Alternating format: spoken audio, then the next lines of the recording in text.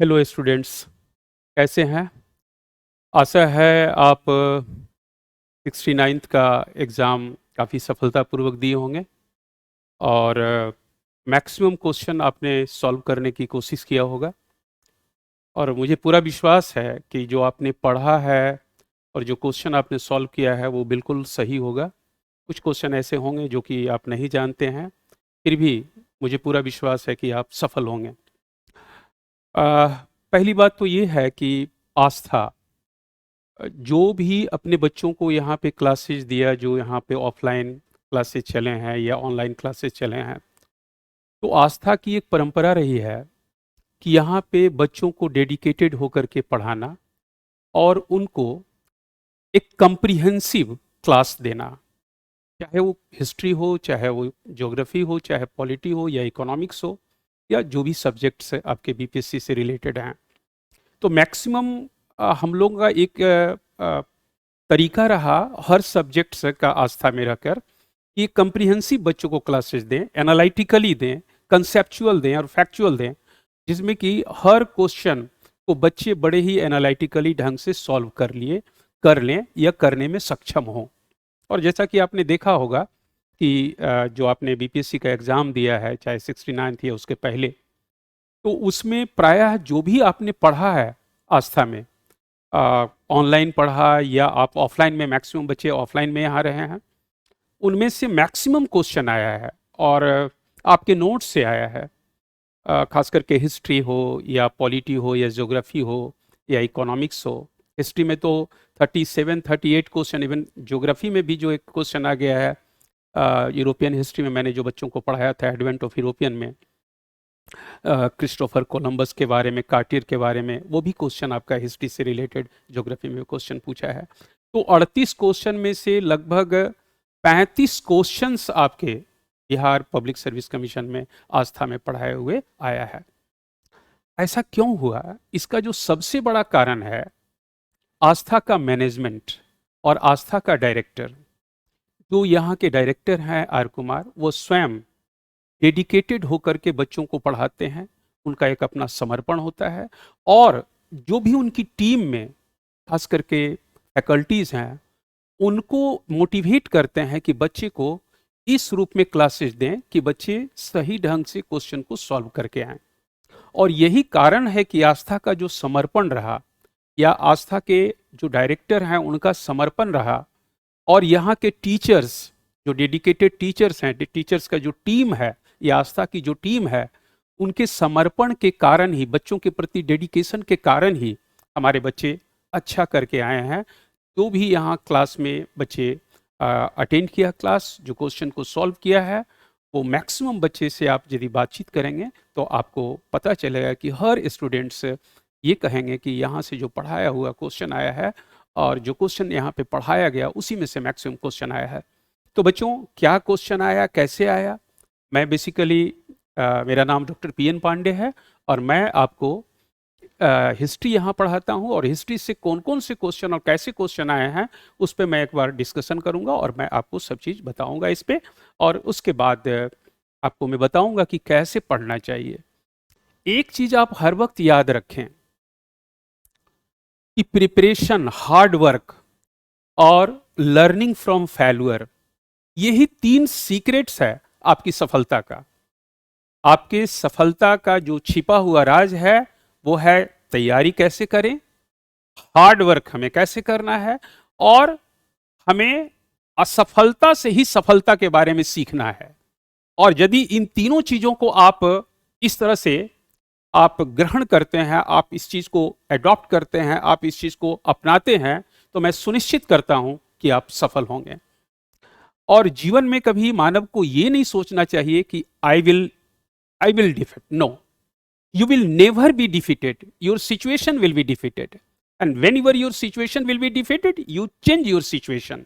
आप नहीं हारेंगे, आपकी परिस्थिति हारेगी। और जब आपकी परिस्थिति हार जाए तो आप अपनी परिस्थिति को बदल दें, लेकिन आप नहीं हारेंगे। इसका अर्थ यह हुआ कि you should learn from failure. यदि हम एक बार असफल होते हैं तो उसमें हम देखते हैं कि इसमें क्या चीजें ऐसी रह गई थी जिसको हम दोबारा सही ढंग से हम इसको पढ़ कर जाएं और सफलता हासिल करें। ये सारी चीजें आपको आस्था में हर फैकल्टी के माध्यम से सीखने और समझने का मौका मिलेगा। तो बच्चों, हम सबसे पहले या स्टूडेंट्स, हम सबसे पहले उन तमाम क्वेश्चंस के बारे में आपको हम बताएंगे जो कल आपका आया हुआ था, विगत जो क्वेश्चंस पूछे हैं बीपीएससी का उसमें से। तो पहला क्वेश्चन तो देखिए, इसमें जो हिस्ट्री में सबसे ज़्यादा क्वेश्चन 37-38 क्वेश्चंस हैं, जिससे रिलेटेड मैं क्वेश्चन एक एक करके बताऊंगा। पहली बात तो यह है कि 1942 में भारत छोड़ो आंदोलन में बिहार के नेताओं का महत्वपूर्ण योगदान रहा था। बिहार के कौन से प्रमुख बिहार केसरी के नाम से जाने जाते हैं, उन्होंने भारत छोड़ो आंदोलन सक्रिय रूप में भाग लिया? तो इसमें तो आप स्पष्ट रूप से जान रहे हैं कि आपका श्री कृष्णा, जो भारत के ये बिहार के प्रथम आपके मुख्यमंत्री भी रहे, श्री कृष्णा सिंह, और इन्हीं को जो है आपको बिहार केसरी कहा जाता है। ये तो बहुत सिंपल क्वेश्चन है, सिंपल क्वेश्चन पूछ दिया है, इसमें ज़्यादा कुछ ऐसा क्वेश्चन नहीं पूछा है जो कि हम नहीं जान रहे हैं, क्योंकि टाइटल से रिलेटेड, चाहे वो इंडिया का डिफरेंट हमारे फ्रीडम फाइटर्स रहे हैं, उनका जो विभिन्न प्रकार से उपाधियां दिया गया है, या बिहार में जिनको उपाधि दिया गया है, उन तमाम उपाधियों को यदि एक जगह आप कलेक्ट कर लेते हैं तो एक न एक क्वेश्चन उससे भी पूछ देता है और आप बड़े आराम से उसको सॉल्व कर देंगे। चंपारण आंदोलन के जन आंदोलन प्रतिक्रिया में ब्रिटिश सरकार ने इस मुद्दे के समाधान के लिए कौन सा कदम उठाया? अब देखिए, ये बहुत अच्छा क्वेश्चन उठाया। चंपारण कृषि समिति की स्थापना, चंपारण को एक स्वतंत्र राज्य घोषित करना, महात्मा गांधी को चंपारण का राज्यपाल नियुक्त किया, या क्षेत्र में सख्त कर्फ्यू लागू किया गया और मार्शल लॉ लगाया गया? ये तीनों क्वेश्चन, ये जो है आपका बी सी डी गलत है। ए आपका चंपारण कृषि समिति की स्थापना यही है, चंपारण एग्रीकेरियन आपका कमेटी की स्थापना हुआ। गांधी जी के चंपारण आंदोलन में पहली बार इन्होंने जो है सत्याग्रह आंदोलन सफलतापूर्वक जो है इन्होंने ऑर्गेनाइज किया, और लास्ट में सरकार बाध्य होकर के इन्होंने अग्रेरियन चंपारण अग्रेरियन कमेटी की स्थापना किया, और इसमें स्वयं 7 मेंबर्स का ये सदस्य एक कमेटी बनाया गया, जिसमें एक आपको गांधी जी को भी सदस्य बनाया गया, और इसने रिपोर्ट दिया कि 3 कठिया सिस्टम को समाप्त कर दिया जाए, और इस तरह से इस बिल को पास किया गया आपके जो स्टेट असेंबली है, और उसके बाद इस 3 कठिया पद्धति को समाप्त कर दिया गया था, और इसलिए चंपारण कृषि समिति की स्थापना जो है आपका क्वेश्चन सही है। उसी तरह से आपसे क्वेश्चन इसमें पूछता है 28 में, सूचीबद्ध कीजिए आपका विशेष करके सोशियो रिलीजियस रिफॉर्म जो रेनेसा इन मॉडर्न इंडिया या भारत आधुनिक भारत में पुनर्जागरण हुआ था, उससे रिलेटेड ये क्वेश्चन पूछ रहा है। और इस क्वेश्चन में पूछता है कि भारत सेवक समाज की ये सोशल रिफॉर्म, जो रिफॉर्मर थे, ये सोशल ऑर्गेनाइजेशन की स्थापना, सामाजिक संस्था की स्थापना किसने किया था? तत्वबोधिनी सभा की स्थापना किसने किया था? आत्मीय सभा की स्थापना किसने किया था? तो ये आप अच्छी तरह से जानते हैं कि जाति प्रथा के विरोध में, या सती प्रथा के विरोध में, या बाल विवाह के प्रति विरोध में, या आपका आइडोलेट्री के विरोध में, मूर्ति पूजा के विरोध में, बहुदेववाद के विरोध में, अर्थात पॉलीथिज्म के विरोध में, उसी तरह से हम कह सकते हैं एनिमल सेक्रीफाइस के विरोध में, डाकन सिस्टम के विरोध में, अर्थात जो समाज और धर्म में जो कुरीतियां व्याप्त था उसके विरोध में 19वीं 20वीं शताब्दी में भारत में आंदोलन भारत के बुद्धिजीवियों, भारत के समाज सुधारकों के द्वारा चलाया गया, और इन समाज सुधारकों ने सरकार के ऊपर दबाव डालने के लिए और समाज के लोगों को प्रोत्साहित करने के लिए, उन्हें इनकरेज करने के लिए कि इन बुराइयों को खत्म करें और इन बुराइयों को समाप्त करके एक सभ्य और सुशिक्षित समाज का निर्माण को हम देखें। तो इसके लिए इन्होंने सामाजिक संस्था बनाया, सरकार के ऊपर दबाव डाला और लोगों को जागृत भी किया कि कैसे इन तमाम बुराइयों को खत्म किया जाए। इसके लिए जो सामाजिक संस्थाएं हमारे भारत के समाज सुधारकों ने शुरू किया था, उससे रिलेटेड ये क्वेश्चन पूछा है। तो आत्मीय सभा ये विशेष करके 1814 में राजा राम मोहन रॉय ने स्थापित किया था, जिसका मुख्य उद्देश्य था महिलाओं को शिक्षा देना और महिलाओं को जो है जागृत करना। तत्वबोधिनी सभा ये 1839 में खास करके देवेंद्रनाथ टैगोर ने स्थापित किया था और इसका भी मुख्य उद्देश्य था बाल विवाह का विरोध करना, जाति प्रथा का विरोध करना, छुआछूत का विरोध करना, उसी तरह से ये सारी चीजें का विरोध कर रहे थे। तो तत्वबोधिनी सभा कौन किसने स्थापित किया? देवेंद्रनाथ टैगोर ने स्थापित किया। तो बड़े आराम से जान गए, भारत सेवक समाज या इसे सर्वेंट ऑफ इंडिया सोसाइटी भी कहते हैं। ये 1905 में स्थापित किया गया था। गोपाल कृष्ण गोखले, इन्हें भारत का डायमंड ऑफ इंडिया कहा जाता है, इन्हें ज्वेल ऑफ महाराष्ट्र कहा जाता है, इन्हें प्रिंस ऑफ लेबरर्स कहा जाता है। ये सारी उपाधियां इन्हीं को दिया गया था और ये एक समाज सुधारक थे, इंडियन कांग्रेस नेता के नरम दिल के वरिष्ठ नेता थे। और आप अच्छी तरह से जानते हैं कि बनारस में जब आपका इंडियन नेशनल कांग्रेस का अधिवेशन हुआ था, इसमें ये अध्यक्ष भी थे और इन्होंने ही भारत सेवक समाज की स्थापना किया था। तो इस तरह से जो सुमेल किया गया है वो बिल्कुल सही है। भारत समाज सभा आपका गोपाल कृष्ण गोखले, आत्मीय सभा राजा राम मोहन राय और भारत सेवक तत्वबोधिनी सभा देवेंद्रनाथ टैगोर। अब आप चलिए आगे मेरे बच्चों। अंबाबाई एक स्वतंत्र सेनानी भारत के किस राज्य की थी? तो अंबाबाई एक फ्रीडम फाइटर थी, मात्र 24 साल की उम्र में इन विधवा हो गई थी और ये ब्रिटिश इंपीरियलिज्म के अगेंस्ट में इन्होंने आंदोलन वहां चलाया था और कई बार ये जेल भी गई। और इस तरह से हम देखते हैं कि इन्होंने कर्नाटक में विशेष रूप से ये आंदोलन को चलाया था। तो ये बेसिकली कहाँ की हैं? कर्नाटक की हैं। ये कहाँ की हैं मेरे बच्चों? ये आपके कर्नाटक की हैं और कर्नाटक के आपके समाज सुधारक और खास करके ये आपके फ्रीडम फाइटर रही हैं। तो ये कहाँ की अंबाबाई हैं? स्वतंत्रता सेनानी कहाँ की हैं? कर्नाटक की हैं। तो आंसर इनका सही क्या है? कर्नाटक है। मध्य प्रदेश नहीं होगा, केरल नहीं होगा, आंध्र प्रदेश नहीं होगा। तो आप अच्छी तरह से इसको समझ गए। अब चलिए आगे।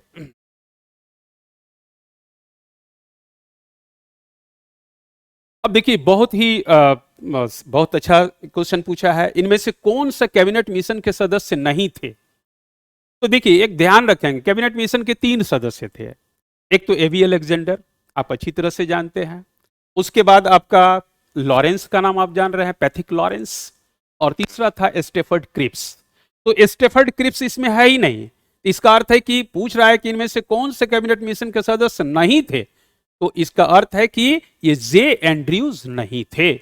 अर्थात एवी अलेक्जेंडर तो है ही, आपका पैथिक लॉरेंस तो है ही, और आपका यहाँ पे जो होना चाहिए था स्टेफर्ड क्रिप्स, उसका नाम नहीं है, अर्थात जे एंड्रयूज इसमें गलत है। तो ये भी आप समझ गए कि इसका सही आंसर क्या होगा।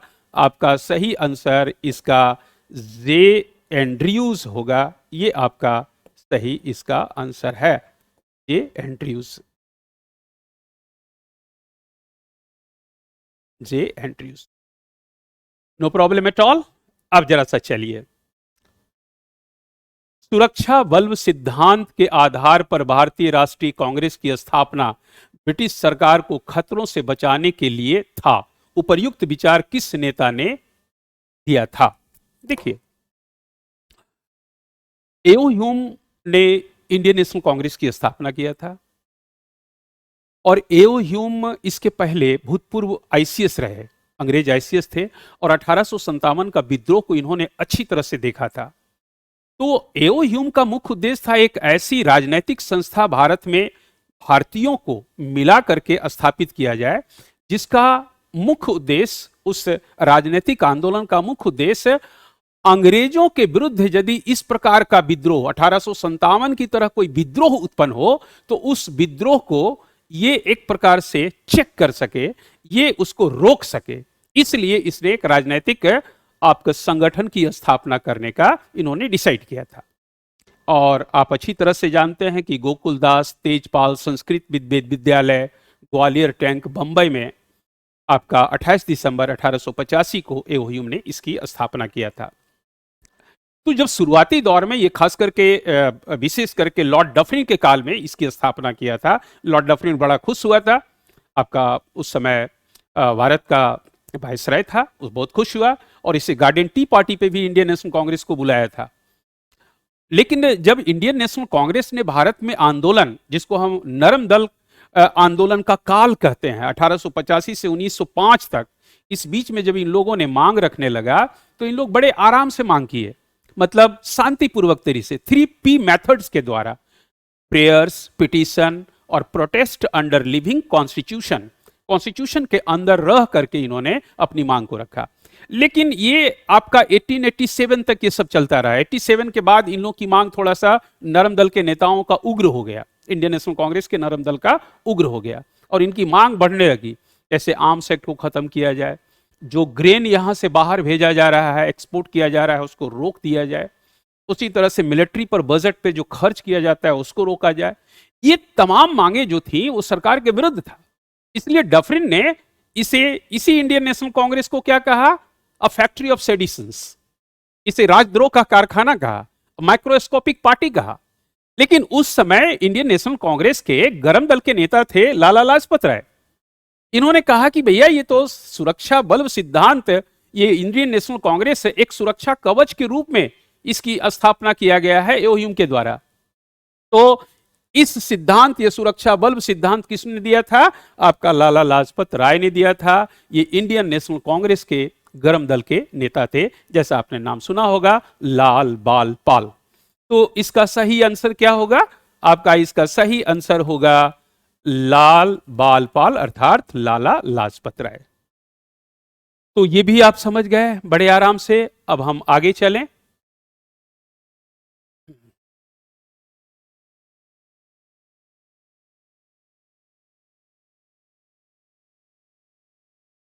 निम्नलिखित में से भारतीय राष्ट्रीय कांग्रेस के किस अधिवेशन में पहली बार मौलिक अधिकार से संबंधित प्रस्ताव पारित किया गया? यह भी बहुत इंपॉर्टेंट है। निम्नलिखित पहली बार मौलिक अधिकार की संबंधित अधिकारों से संबंधित प्रस्ताव पारित किया गया था, उस अधिवेशन का नाम बताएं। तो पहली बात तो आप जानते हैं कि लाहौर अधिवेशन 1829 में हुआ, जिसका आपका अध्यक्ष थे जवाहरलाल नेहरू। 1930 में अधिवेशन नहीं हुआ। 1931 में आपका कराची अधिवेशन हुआ और कराची अधिवेशन के जो अध्यक्ष थे वो सरदार वल्लभ भाई पटेल थे।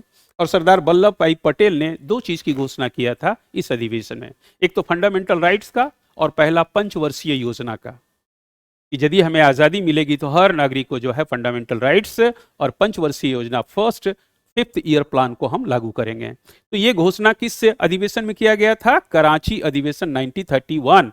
अर्थात ये भी आपका क्वेश्चन सही है और ये क्वेश्चन आपका सही है।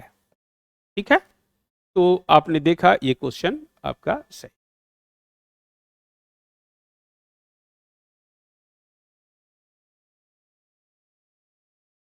अब आ जाइए, 1857 के विद्रोह की विफलता के निम्नलिखित में से कौन सा कारण थे? ये क्वेश्चन पूछ रहा है।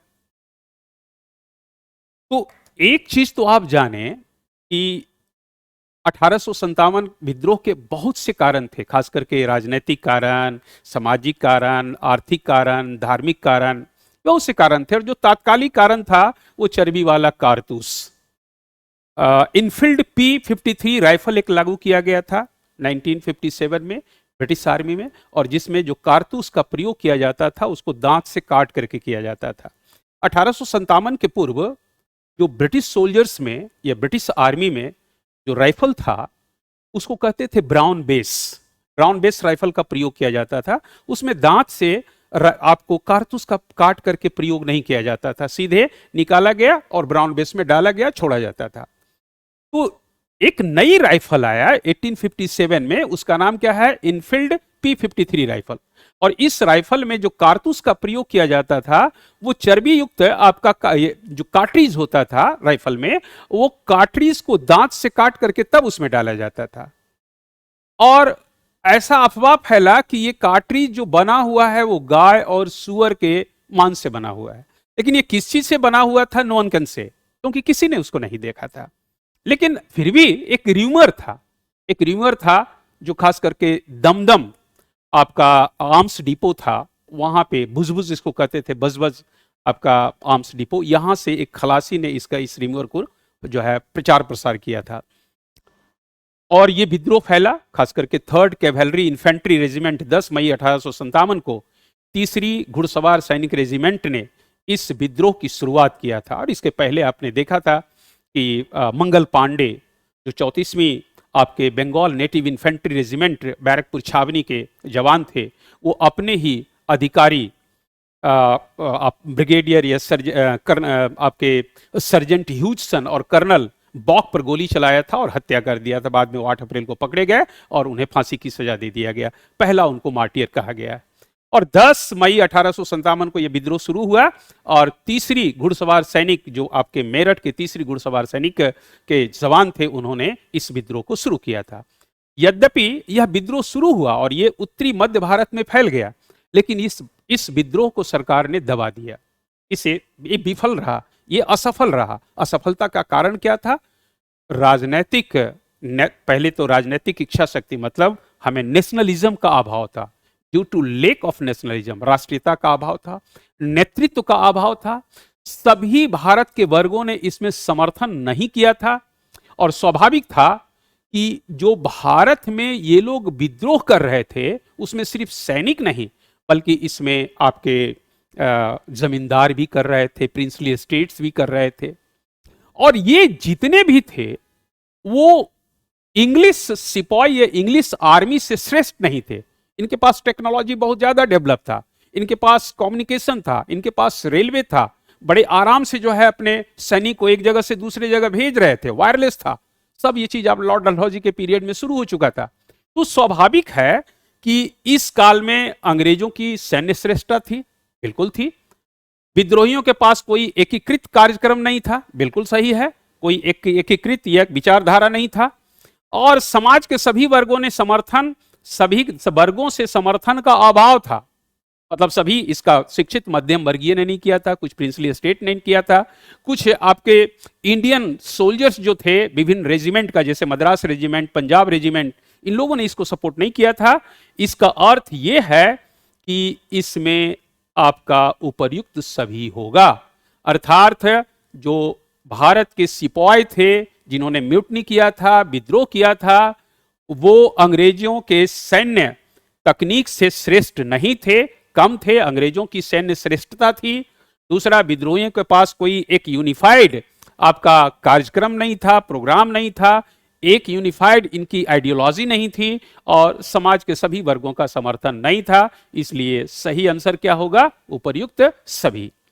तो इस तरह से ये भी क्वेश्चन आपका सही है। अब आ जाइए, ये लास्ट ईयर भी क्वेश्चन पूछा है।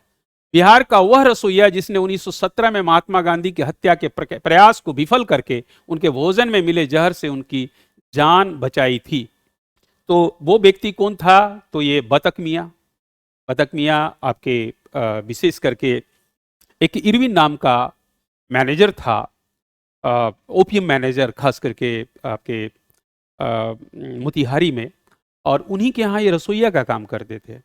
और इरविन ने खास करके इनको रात्रि भोज में गांधी जी को बुलाया था कि आप आइए मेरे यहाँ। गांधी जी उसको स्वीकार कर लिए थे और जब वहाँ गए तो बतक मियाँ अपने रसोइया को इरविन ने कहा कि इसके जो दूध है उसमें जहर डाल देना ताकि इनका देहांत हो जाए और ये इस प्रकार का जो आंदोलन करने के लिए आए, इनका समर्थन जो है वो खत्म हो जाए।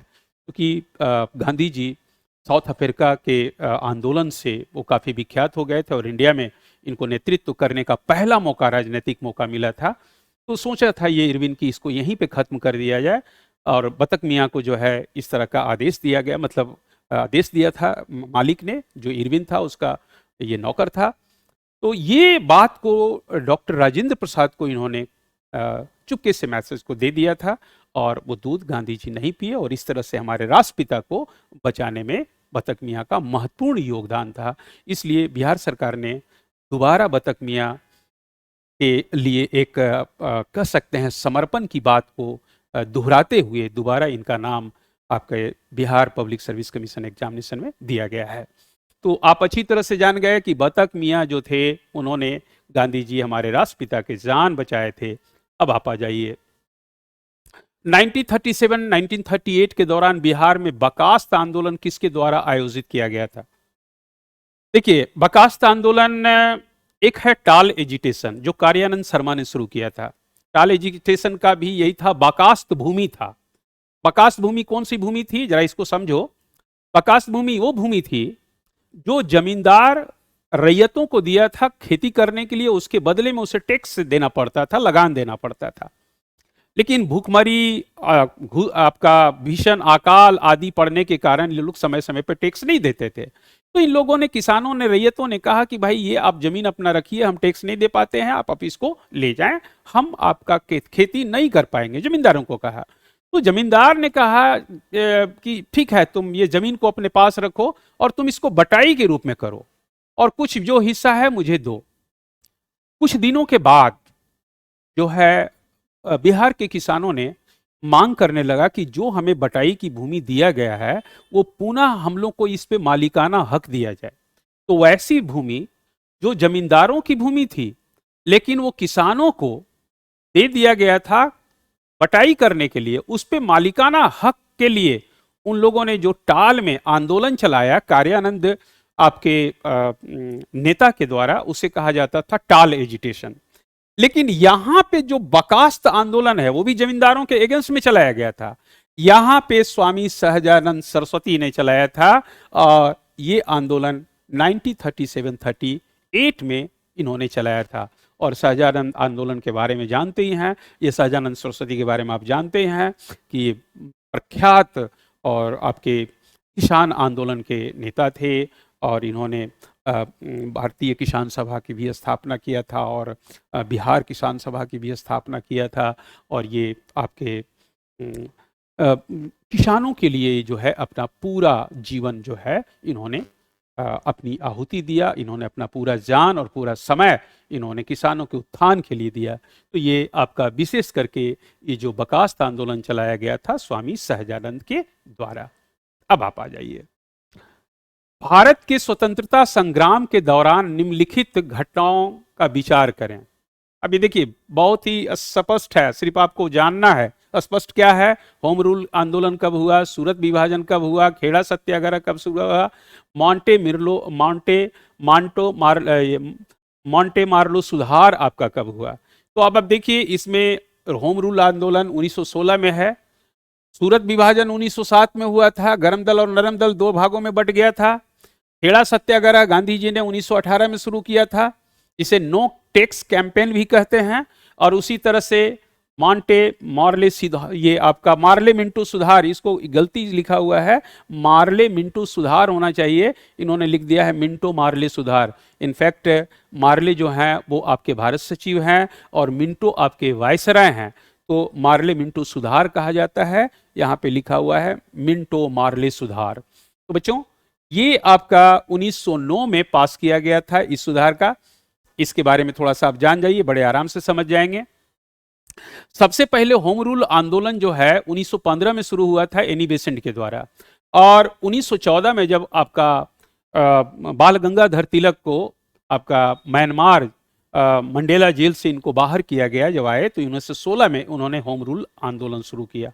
होम रूल आंदोलन था क्या, इन्होंने स्वराज की मांग किया। इन्होंने कंप्लीटली कहा कि हमारा भारत के लोग अपना स्वराज्य, अपनी स्वाधीनता, अपना स्वतंत्र देश हो और अपना शासन स्वयं करेंगे, हम इसमें किसी का दखल अंदाजी नहीं चाहते हैं। जबकि एनी बेसेंट क्या कहती थी, ये कहें कि होम रूल लीग मूवमेंट होना, होम रूल लीग या हमारे भारत में स्वायत्ता होनी चाहिए, लेकिन कैसी स्वायत्ता, जो आयरलैंड को दिया गया है, मतलब आयरलैंड में वहां के लोग अपना शासन चलाएंगे लेकिन वो ब्रिटिश सुजरेंटी के या ब्रिटिश सत्ता को स्वीकार करेंगे, वैसा वो शासन मांग रही थी। जबकि इनका कहना था कि होम रूल ऐसा हो जिसमें हम ब्रिटिश की सुजरेंटी को स्वीकार कर नहीं करें, ब्रिटिश सत्ता को हम स्वीकार नहीं करें, हम हमारा देश, हमारे लोग अपने देश में शासन स्वयं करें, इसमें किसी का हस्तक्षेप नहीं हो। इसलिए आपका जो तिलक का होम रूल लीग आंदोलन था, it is more effective than that of Annie Besant. तो इसका अर्थ यह हुआ कि होम रूल लीग आंदोलन जो 1916 में था, ये आपका बाल गंगाधर तिलक ने चलाया। सूरत विभाजन आप अच्छी तरह से जानते हैं, 1907 को ये सूरत विभाजन हुआ था और स्वदेशी और बहिष्कार आंदोलन चल रहा था, स्वराज की मांग किया जा रहा था। और आपके गरम दल का जो नेता इंडियन नेशनल कांग्रेस थे वो सक्रिय थे और चाहते थे कि बाल गंगाधर तिलक आपका इस अधिवेशन का अध्यक्ष बने। बाद में काफी आपका विवाद उत्पन्न हुआ और सूरत अधिवेशन अर्थात जो आपका इंडियन नेशनल कांग्रेस था वो दो धड़ों में बट गया, नरम दल और गरम दल। गरम दल का नेतृत्व किया लाल बाल पाल ने, लाला लाजपत राय, बाल गंगाधर तिलक और बिपिन चंद्र पाल ने। खेड़ा सत्याग्रह आप अच्छी तरह से जानते हैं, गुजरात में शुरू हुआ था 1918 में और इस आंदोलन का नेतृत्व भी गांधी जी ने किया था। इसे कर रोको अभियान भी कहते हैं, नो टैक्स कैंपेन भी कहते हैं।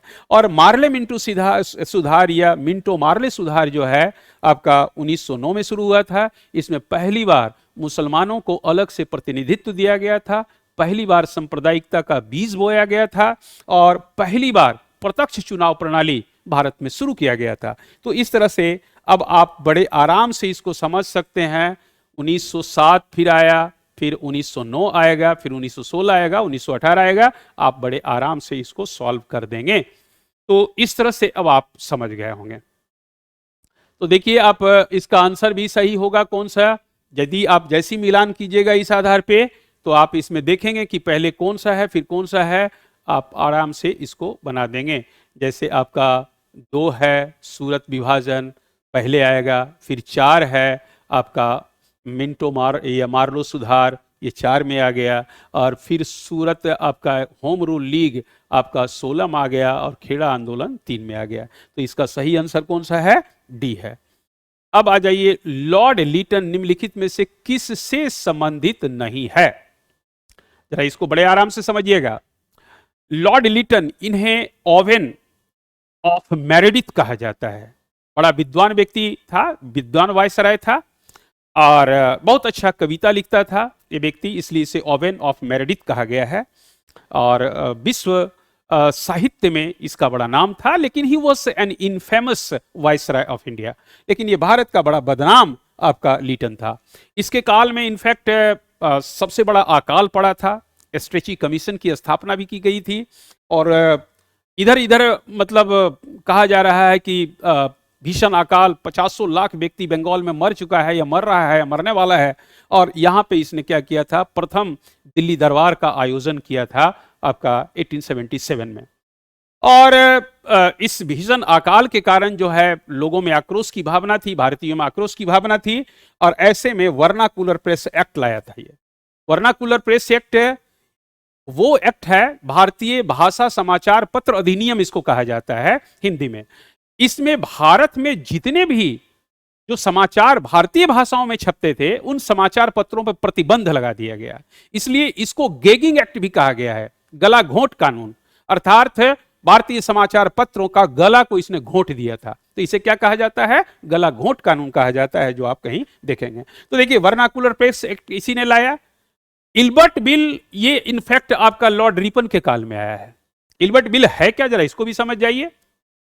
भारत में यदि कोई भी अंग्रेज या यूरोपियन क्राइम करता था तो उसके मुकदमे की सुनवाई केवल और केवल अंग्रेज जज करते थे। तो जब रिपन आया, Ripon he was known as a saviour of India, he was known as a father of modern local self government, he is known as a we can say gentle viceroy and he was the most popular viceroy of our country.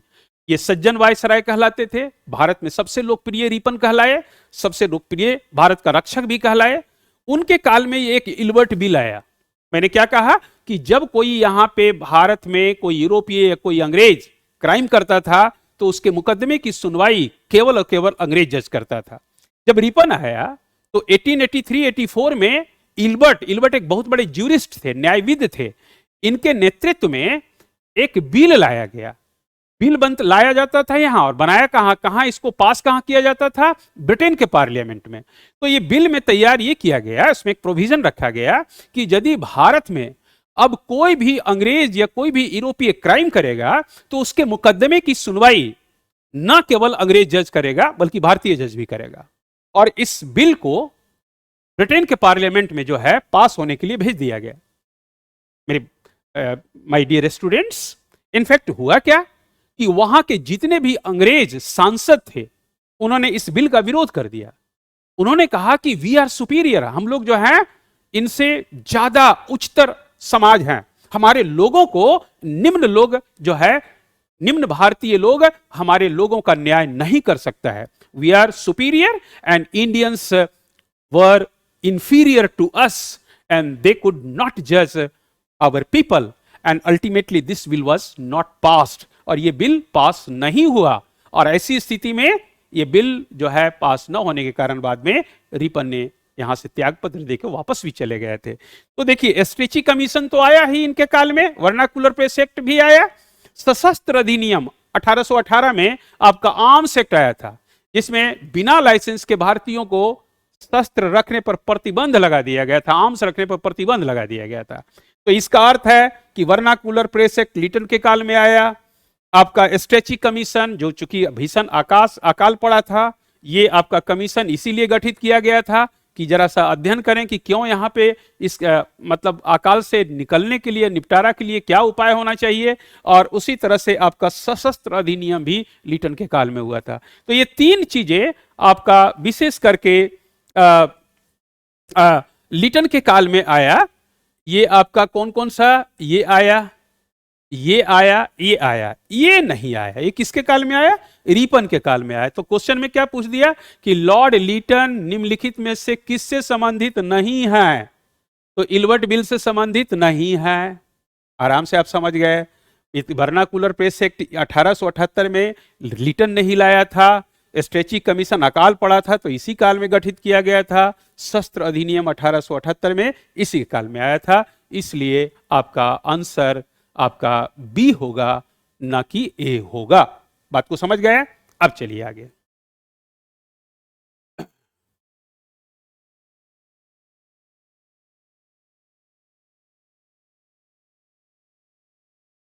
तो अब हम आगे चलते हैं my dear बच्चों।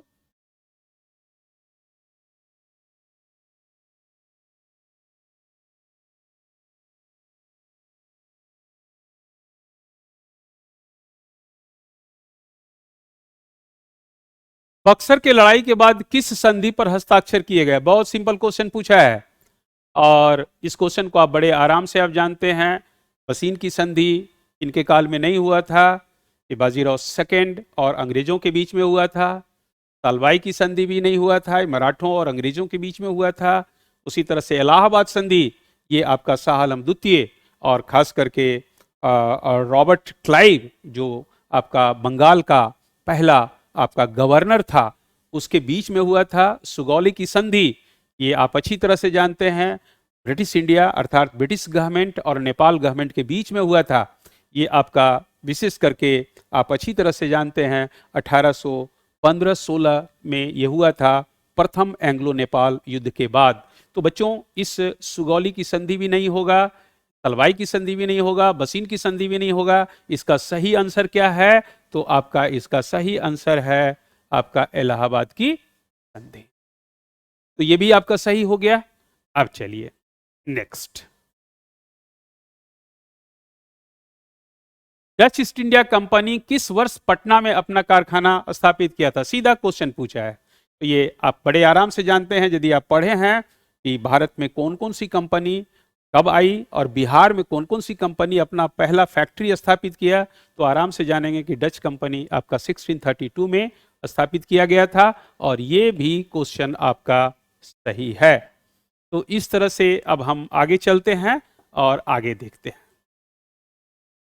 निम्नलिखित में किस आंदोलन में महात्मा गांधी ने भूख हड़ताल को हथियार के रूप में सर्वप्रथम प्रयोग किया था?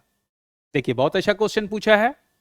ये पैसिव रेसिस्टेंस के तहत जो इन्होंने डेविड थॉरियो से सीखा था, इन तमाम चीजों को इंडिया में जो सबसे पहली बार आपका अफ्रीका सत्याग्रह के आंदोलन के समय में अफ्रीका सत्याग्रह आंदोलन शुरू किया गया था। ये पैसिव रेसिस्टेंस की शुरुआत किया गया था, अफ्रीका में उन्होंने आंदोलन चलाया था, उसका प्रयोग अब इंडिया में करना भी शुरू कर दिया। तो आपने देख लिया था कि पहली बार सत्याग्रह चंपारण आंदोलन में और पहली बार भूख हड़ताल आपका अहमदाबाद मिल मजदूर हड़ताल में किया गया था। अहमदाबाद में मजदूरों ने बोनस बढ़ाने की मांग किया था। इनफैक्ट क्या हुआ था, अहमदाबाद गुजरात में जितने भी फैक्ट्री थे उसमें मजदूर बिहार से, एमपी से, यूपी से वहां जाके मजदूर काम करते थे और वहां प्लेग फैल गया था। तो जैसे कोरोना फैला, कोरोना के कारण बहुत से जो लेबरर्स थे बॉम्बे से, सूरत से, कर्नाटक से, बंगलोर से, डिफरेंट जगह से अपने अपने देश, अपने अपने राज्य में आ गए, जैसे बिहार, उत्तर प्रदेश, मध्य प्रदेश, पलायन करना शुरू कर दिए थे। तो उसी तरह से जब प्लेग फैला था आपका उस समय, तो यहां पे भी जो है आपका ये 1918-19 के बीच की बात बता रहा हूं, जब प्लेग फैला था तो बहुत से मजदूर वहां से माइग्रेट करना शुरू हो गए थे। तो अहमदाबाद मील एसोसिएशन, ऑनर्स एसोसिएशन के लोगों ने मजदूरों को प्रोत्साहित किया कि ये प्लेग है तो धीरे धीरे ये खत्म हो जाएगा, लेकिन आप लोग यहां से माइग्रेट मत करो, भागो मत, आप यहां रुको, और जब प्लेग खत्म हो जाएगा तो हम बोनस आपको बढ़ा कर देंगे, और प्लेग बोनस 50% देने की बात किया गया था। तो जैसे ही ये प्लेग खत्म हुआ, जब सामान्य स्थिति हुई, तो इन लोगों ने मांग करने लगा कि हमें 50% बोनस जो है बढ़ा के दिया जाए। लेकिन आपके अहमदाबाद मील एसोसिएशंस के ऑनर्स ने जो है इस मांग को ठुकरा दिया, और ऐसी स्थिति में आपका वहाँ की एक समाज सेविका थी, सारा भाई करके नाम, I am forgetting the exact name, और उन्होंने इनको आमंत्रित किया और इस आंदोलन को इन्होंने नेतृत्व किया। और उसके बाद इसमें पहली बार भूख हड़ताल, आमरण अनशन, फास्ट एंड टू डेथ, आपका जो है गांधी जी ने इसी आंदोलन में इस तकनीक का प्रयोग किया था और सफलतापूर्वक किया था।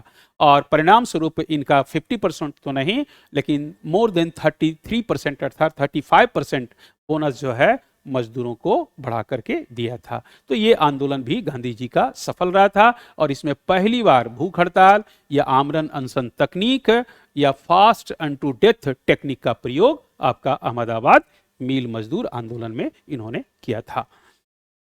तो ये भी आप देख लिए, और इस तरह से ये भी सही है बच्चों, ये भी आपका सही है, अहमदाबाद हड़ताल आपका सही। चलिए, तो ये क्वेश्चन आपने बना दिया होगा। अब जरा हम आगे चलें, और हम अब आगे चलते हैं।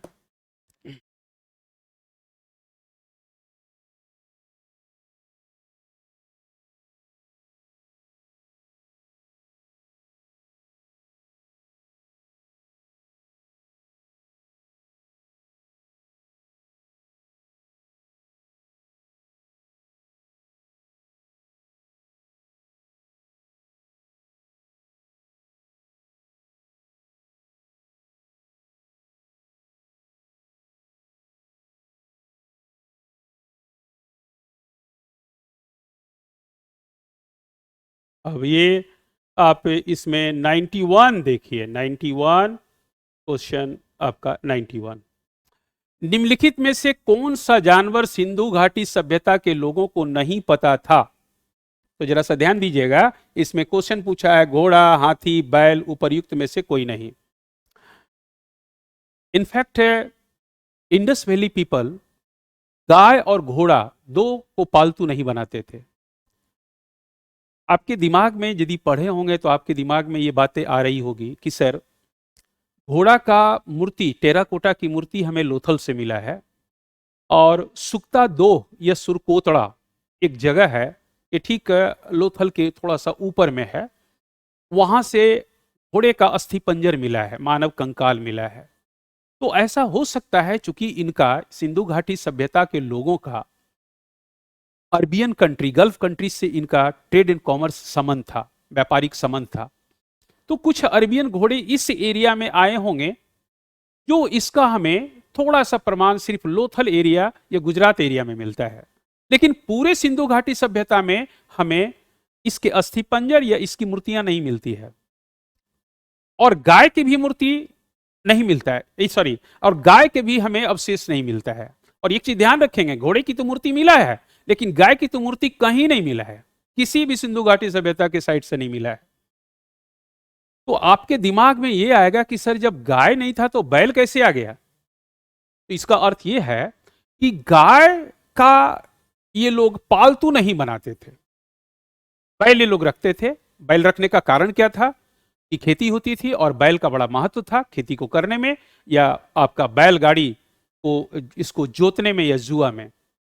गाय को ये लोग पालतू नहीं बनाते थे। गाय चूंकि कमजोर जानवर होती है, उस पे जुआ रखने पर या बैल का या घोड़ा, ये आपका गाड़ी बैलगाड़ी का जुआ रखने पे या आपका हल का जुआ रखने पर वो बैठ जाती है, कमजोर जानवर है, तो उसको लोग छोड़ देते थे और बैल को रखते थे। तो गाय से वो गाय को रखते ही नहीं थे, घोड़ा को रखते ही नहीं थे।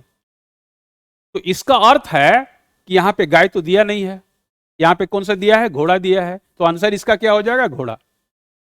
तो घोड़ा से लोग, सिंधु घाटी की सभ्यता के लोग को पता नहीं था। हालांकि हमें एक दो जगह से उसके प्रमाण मिले हैं, लेकिन इसको पालतू नहीं बनाते थे। कुछ हमारे एनसीईआरटी में या कुछ और भी किताबों में लिखा हुआ है कि गाय और घोड़ा को ये लोग पालतू नहीं बनाते थे। तो इस तरह से हम इसमें जब देखेंगे कि क्वेश्चन जब पूछ रहा है तो घोड़ा का प्रयोग नहीं करते थे, घोड़ा का इनको पता नहीं था, क्योंकि सारे साइट्स पे सिंधु घाटी सभ्यता के विभिन्न स्थल जो मिले हैं, 1400 से अधिक स्थलों की जो खुदाई हुई है, उसमें एक जगह हमें लोथल में इसके घोड़े के अवशेष मिले हैं, और वो भी अपरिष्कृत है, पूरा डेवलप नहीं है। और हमें अस्थिपंजर हमें सुक्ता दोह या सुरकोतड़ा से मिला है। इससे पता चलता है कि ये घोड़ा से पूरे सिंधु घाटी सभ्यता के लोग परिचित नहीं थे, इसलिए घोड़ा जो है इसका सही आंसर होगा। और ये भी मैं आपको बता देता हूं कि गाय पालतू नहीं बनाते थे, और गाय की मूर्ति सिंधु घाटी सभ्यता के किसी भी स्थल से नहीं मिला है। तो आपका घोड़ा इसका सही आंसर है, और इस तरह से सही आंसर कौन सा होगा? आपका घोड़ा होगा, हाथी नहीं होगा। हाथी से परिचित थे। पशुपतिनाथ की मूर्ति पे हमें एलिफेंट की मूर्ति मिलता है। हमें लोथल में स्केल जो मिला है वो आपका आइवरी का बना हुआ है, हाथी के दांत का बना हुआ है। हमें ट्रंक के भी अवशेष मिलते हैं, इसलिए हमारे पास हाथी के जो है प्रमाण तो मिलते हैं। बैल के प्रमाण हर जगह मिल रहा है। हमें जेबू बुल का प्रमाण मिल रहा है। हमें यूनिकॉर्न बुल खास करके हड़प्पा में, मोहनजोदड़ो में, और जेबू बुल हमें हड़प्पा में, ये सारी जगह से हमें मिले हैं। बुल की मूर्तियां मिली हैं।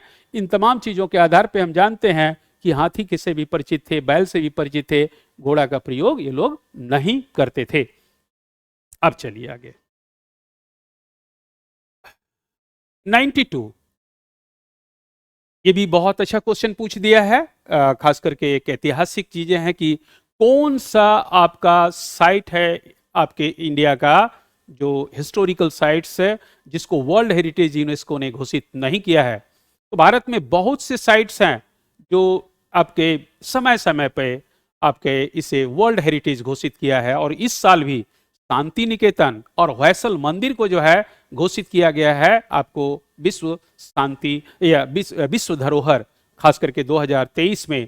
और 2021-22 में भी आपके दो साइट्स को जो है घोषित किया गया था, और ये आप अच्छी तरह से जानते हैं।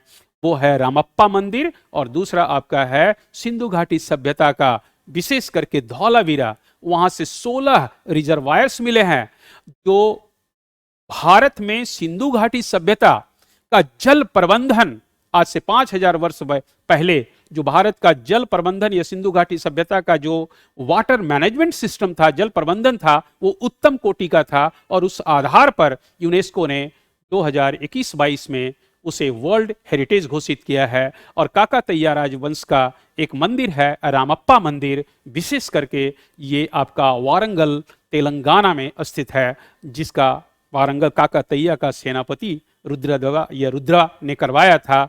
उसका भी जो है उस मंदिर को भी जो है विश्व धरोहर 21-22 में घोषित किया गया। और 22-23 में आपका जो है शांति निकेतन, और विशेष करके आपका होयसल राजवंश का, जिसको विष्णुवर्धन ने बनवाया था, उसका जो है निर्माण करवाया था, वो भी हमारा विश्व धरोहर घोषित किया गया है।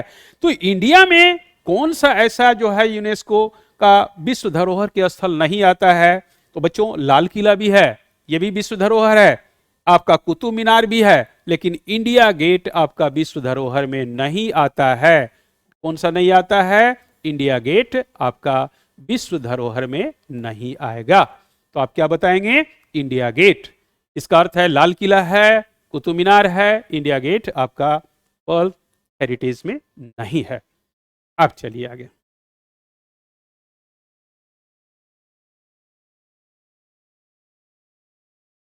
ये आप तो पॉलिटी का आप जानते ही होंगे और अच्छी तरह से।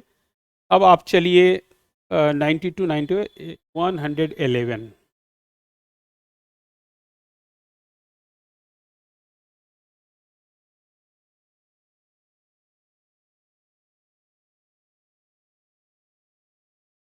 देखिए, बहुत अच्छा क्वेश्चन पूछा है। बोधिसत्व पद्म पानी की पेंटिंग स्थित कहां पे है? तो पहली बात तो आप एक चीज ध्यान रखेंगे कि इसमें आपके बहुत सी गुफाओं के बारे में वर्णन मिल रहा है। अजंता में, बादामी में, बाघ का गुफा, एलोरा का गुफा, ये सारी गुफाएं आपका मिलता है।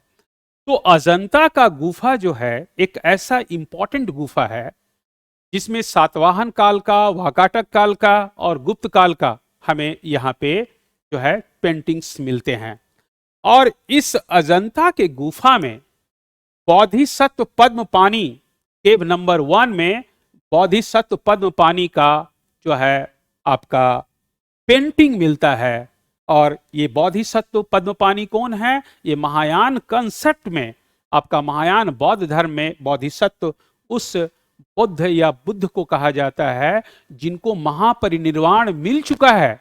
अर्थात महापरिनिर्वाण शब्द नहीं हम बोलेंगे, मतलब उनको संबोधि मिल चुका है, ज्ञान उनको मिल चुका है और वो अभी महापरिनिर्वाण को प्राप्त नहीं किए हैं और वो समाज में रह करके मानव के कल्याण के लिए उपेक्षा भाव में, नाइदर अटैचमेंट नोर डिटैचमेंट, बिना किसी अलगाव का, बिना किसी लगाव के वो समाज में कल्याण का काम कर रहे हैं। तो ऐसे आपके बुद्ध को बोधिसत्व के रूप में ऐसे मोंक को कहा जाता है। तो बोधिसत्व महायान धर्म का एक कंसेप्ट है और इसमें बोधिसत्व पद्म पानी की जो मूर्ति या चित्र बनाया गया है वो अजंता के गुफा में बनाया गया है। और इस तरह से एलोरा या बादामी या बाघ के गुफा में हमें इसके चित्र नहीं मिलते हैं। इसका बेसिकली चित्र कहाँ मिलता है पद्म पानी का? तो ये अजंता के गुफा में हमें मिलता है। तो इसका सही आंसर कौन सा है? अजंता का गुफा। तो ये आप अच्छी तरह से जान गए। अब चलिए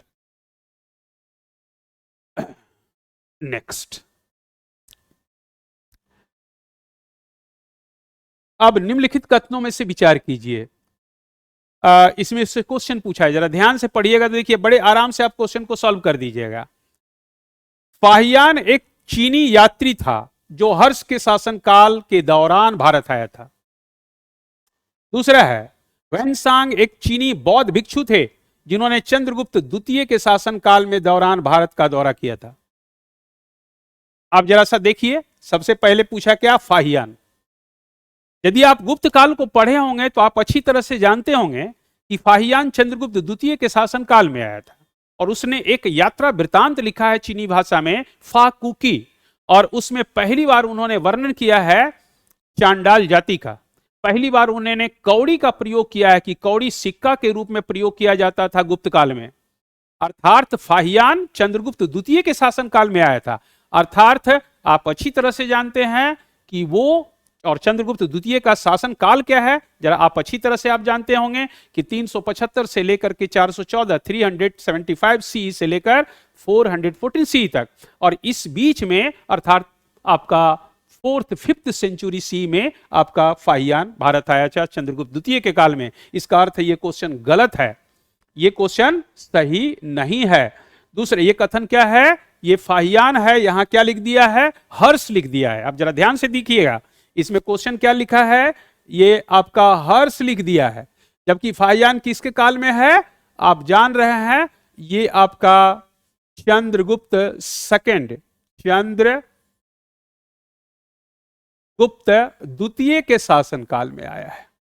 आप देख रहे हैं, ये गुप्त वंश का विक्रमादित्य, जिनको कहा जाता है विक्रमादित्य या साकरी, साकरी की भी उपाधि से दिया गया है चंद्रगुप्त द्वितीय को। तो ये उसके काल में फाहियान आए थे, ये हर्षवर्धन के शासन काल में नहीं आए थे। ये कथन आपका सही नहीं है। दूसरा देखिए, वैनसांग एक चीनी बौद्ध भिक्षु थे जिन्होंने चंद्रगुप्त द्वितीय के शासन काल के दौरान भारत का दौरा किया था। बिल्कुल गलत है। ये क्या है? ये भी गलत है। वैनसांग हर्षवर्धन के शासन काल में आया था। 7वीं शताब्दी में आया था और वो नालंदा विश्वविद्यालय के स्टूडेंट भी रहे।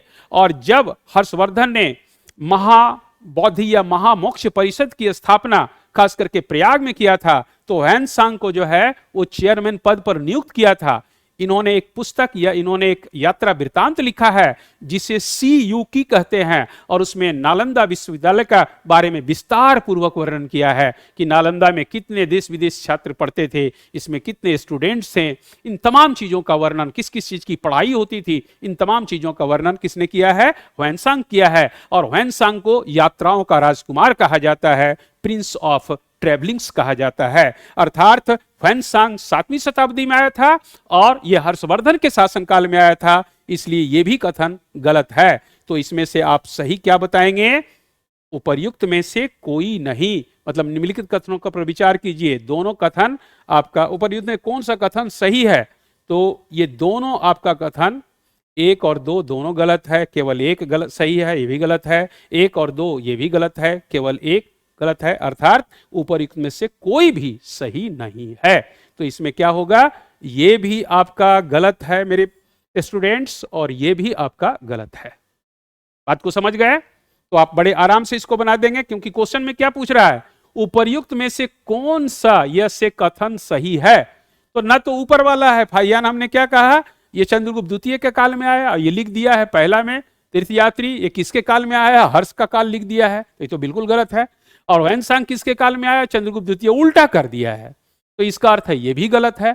तो इसमें इसका अर्थ क्या होगा? उपर्युक्त में से कोई नहीं, मतलब आपका दोनों के दोनों कथन आपका गलत है। इसका अर्थ ये हुआ कि ये आपका सही है। बात को समझ गए?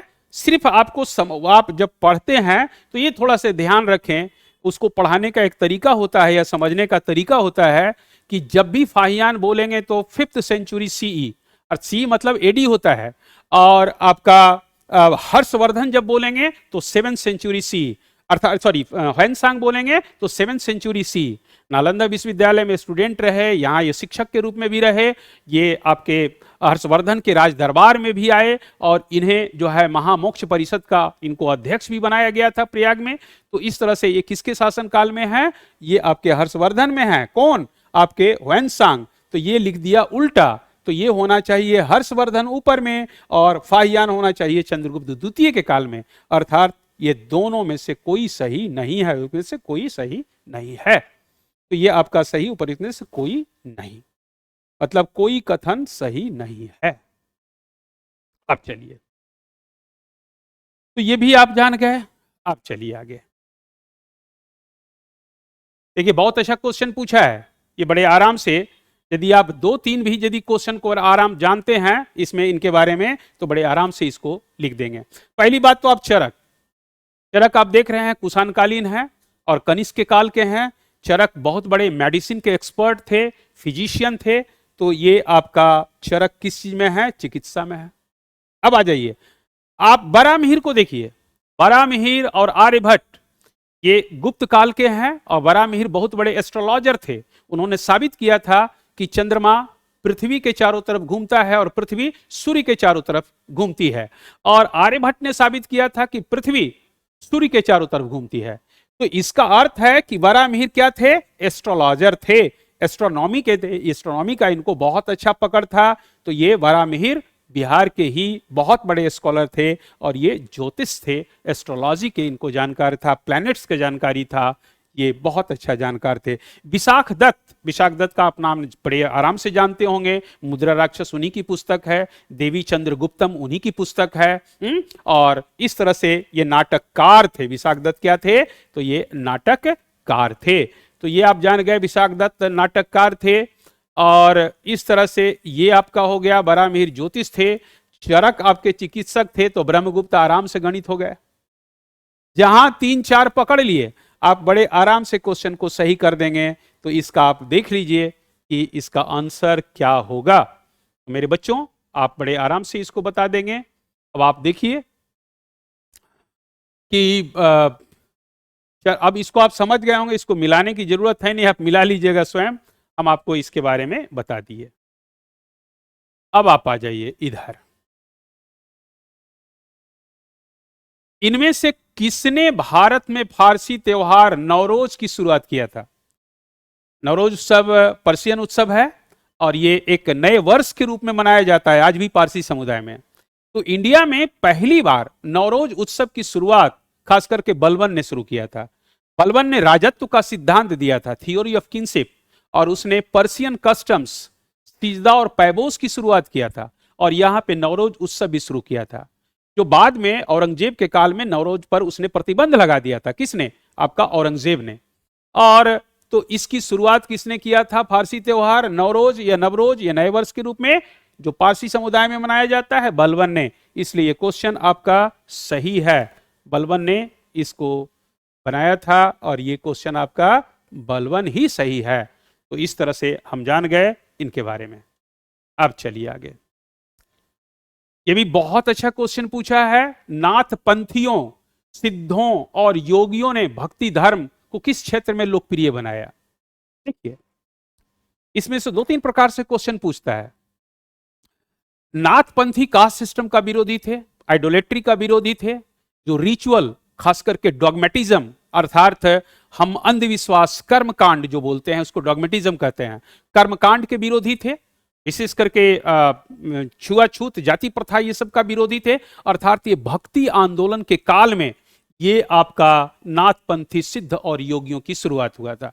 भक्ति आंदोलन ऐसे बड़े आराम से आप जानते हैं कि अलवर और नैनार ने 7वीं शताब्दी ईस्वी में दक्षिण भारत में शुरू किया था और दक्षिण भारत के केरल के ही एक महान समाज सुधार, यस, आपके धार्मिक सुधारक और विचारक थे आपका आदि शंकराचार्य, जिन्हें क्रिप्टो बुद्धा भी कहा जाता है, इनकारनेशन ऑफ शिवा भी कहा जाता है।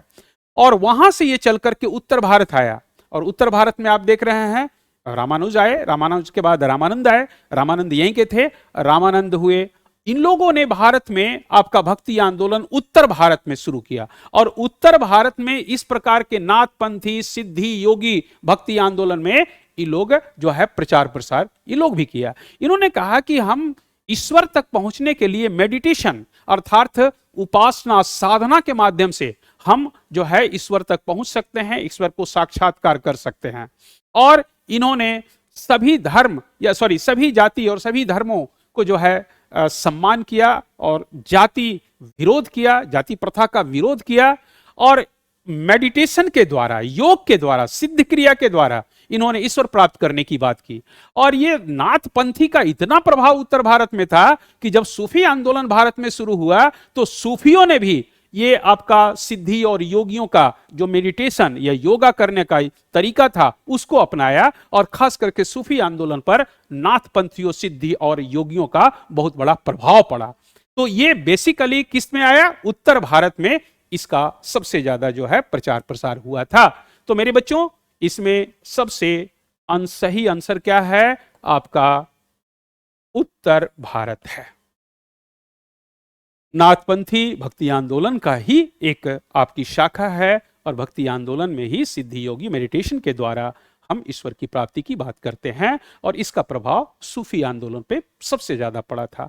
वो लोग भी पीर जो होते थे खानकाह में रहते थे और ये लोग मेडिटेशन करते थे, संकीर्तन करते थे और इस तरह से ये लोग भी जो है मानव कल्याण की बात करते थे। डॉगमेटिज्म का या आपका rule code of strict code of Islam का विरोध करते थे सूफी लोग और जिस तरह से ये लोग भी आपके रिचुअल्स का विरोध करते थे, जाति प्रथा का विरोध करते थे और ईश्वर को प्राप्त करने के लिए मेडिटेशन का माध्यम मानते थे, योग का माध्यम मानते थे और ये उत्तर भारत में विशेष रूप से प्रचलित था। ये आप जान गए। अब चलिए आगे। ऊड के 1854 के पेशन के संबंध में निम्नलिखित कथनों पर विचार कीजिए। इसने उच्च अध्ययन के लिए शिक्षा के माध्यम के रूप में अंग्रेजी की सिफारिश की। पहली बात तो यह है कि वुड्स डिस्पैच आया कब, किसके समय में आया, थोड़ा सा आप इसके बारे में संक्षिप्त जान जाए। 1853-54 में विशेष करके लॉर्ड डलहौजी का जब शासनकाल था तो भारत में मैकॉले की जो शिक्षा नीति थी वो प्रचलित था, जो लॉर्ड विलियम बेंटिक के काल में शुरू हुआ था 1834-35 में।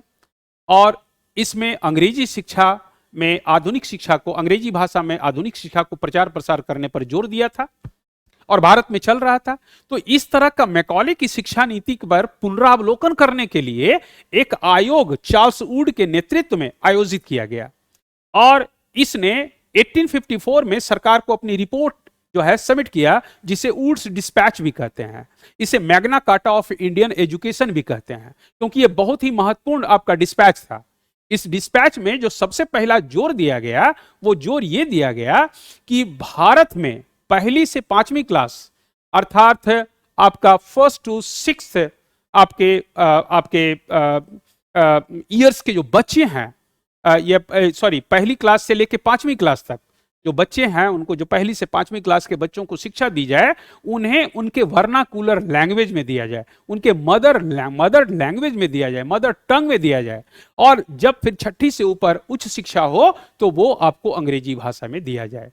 तो इसका अर्थ है कि इन्होंने जो पहली से पांचवी क्लास की शिक्षा थी उसको वर्नाकुलर लैंग्वेज या मदर टंग में देने की बात कही थी, और उच्च शिक्षा जो है वो अंग्रेजी भाषा पर देने की जोर किया था। तो ये पहला इनका जो है ये सही है, माध्यम के रूप में अंग्रेजी शिक्षा की सिफारिश की, ये बिल्कुल सही है। दूसरा, वुड्स डिस्पैच में दूसरी बात ये रखा था गया था कि पहली बार महिलाओं की शिक्षा पर जोर दिया गया था। इसके पहले कोई दूसरा कमीशन जो है महिलाओं की शिक्षा पर जोर नहीं दिया था। इसने कहा था कि महिलाओं को जो है शिक्षा दी जाए, व्यावसायिक शिक्षा दी जाए, इसने पहली बार कहा था। तो इसलिए इसमें महिला शिक्षा और व्यावसायिक प्रशिक्षण पर जोर दिया, यह भी आपका सही है। तो इस तरह से आप इसमें सही आंसर इनका क्या होगा, तो 1 और 2 दोनों होगा। तो इसमें आपका सही आंसर है 1 और 2 दोनों, क्योंकि इसमें महिला शिक्षा पर भी जोर दिया गया है पहली बार, और पहली बार आपका उच्च शिक्षा पर जोर दिया, पहली से पांचवी क्लास जो है मदर लैंग्वेज पर देने किया गया था।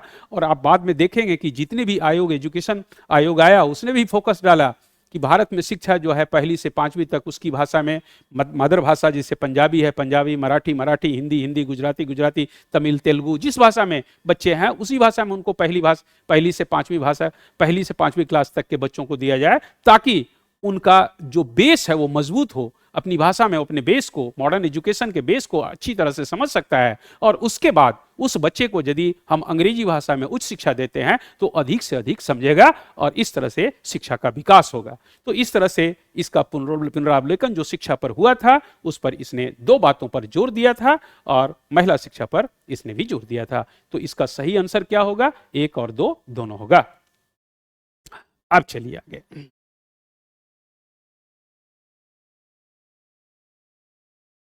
मैथिली भाषा का विकास निम्नलिखित में से किसके शासनकाल के दौरान शुरू हुआ? बहुत अच्छा क्वेश्चन पूछा है हमारे क्लास में। ये सारे बच्चे जितने भी आपने देख रहा है, कर्नाट राजवंश, आपका पिथिवत, ये चेरो राजवंश, ओइनवर राजवंश, ये सारा चीज यहाँ पढ़ाया गया होगा है। और इसमें जो भी बच्चे रहे होंगे वो इस क्वेश्चन को बिल्कुल सही करके आए होंगे। आप अच्छी तरह से पता है कि आपके मिथिला के जो आपके महान विद्वान थे वो विद्यापति को आप जानते ही हैं, और मैथिली भाषा का सबसे बड़ा योगदान उन्हीं को दिया जाता है। और विद्यापति जी जो थे वो ओइनवर राजवंश, कर्नाट राजवंश के बाद भारत में कौन सा आया था? ओइनवर राजवंश आया था। तो ओइनवर राजवंश के काल में मिथिला भाषा का सबसे अधिक विकास हुआ था। It is called epitome of Maithili language, या this period is known as a epitome of Maithili language।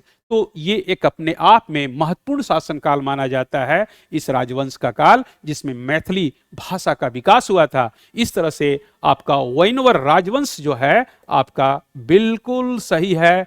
आपका कर्नाट राजवंश में कुछ नहीं हुआ था, इसमें एक हरि सिंह जो थे, लास्ट में गयासुद्दीन तुगलक ने इनको हरा दिया था, नेपाल भाग गए थे। और इसमें इनके सामने इनमें जियोलॉजिकल ऑर्डर की तैयारी इन्होंने पहली बार करवाया था।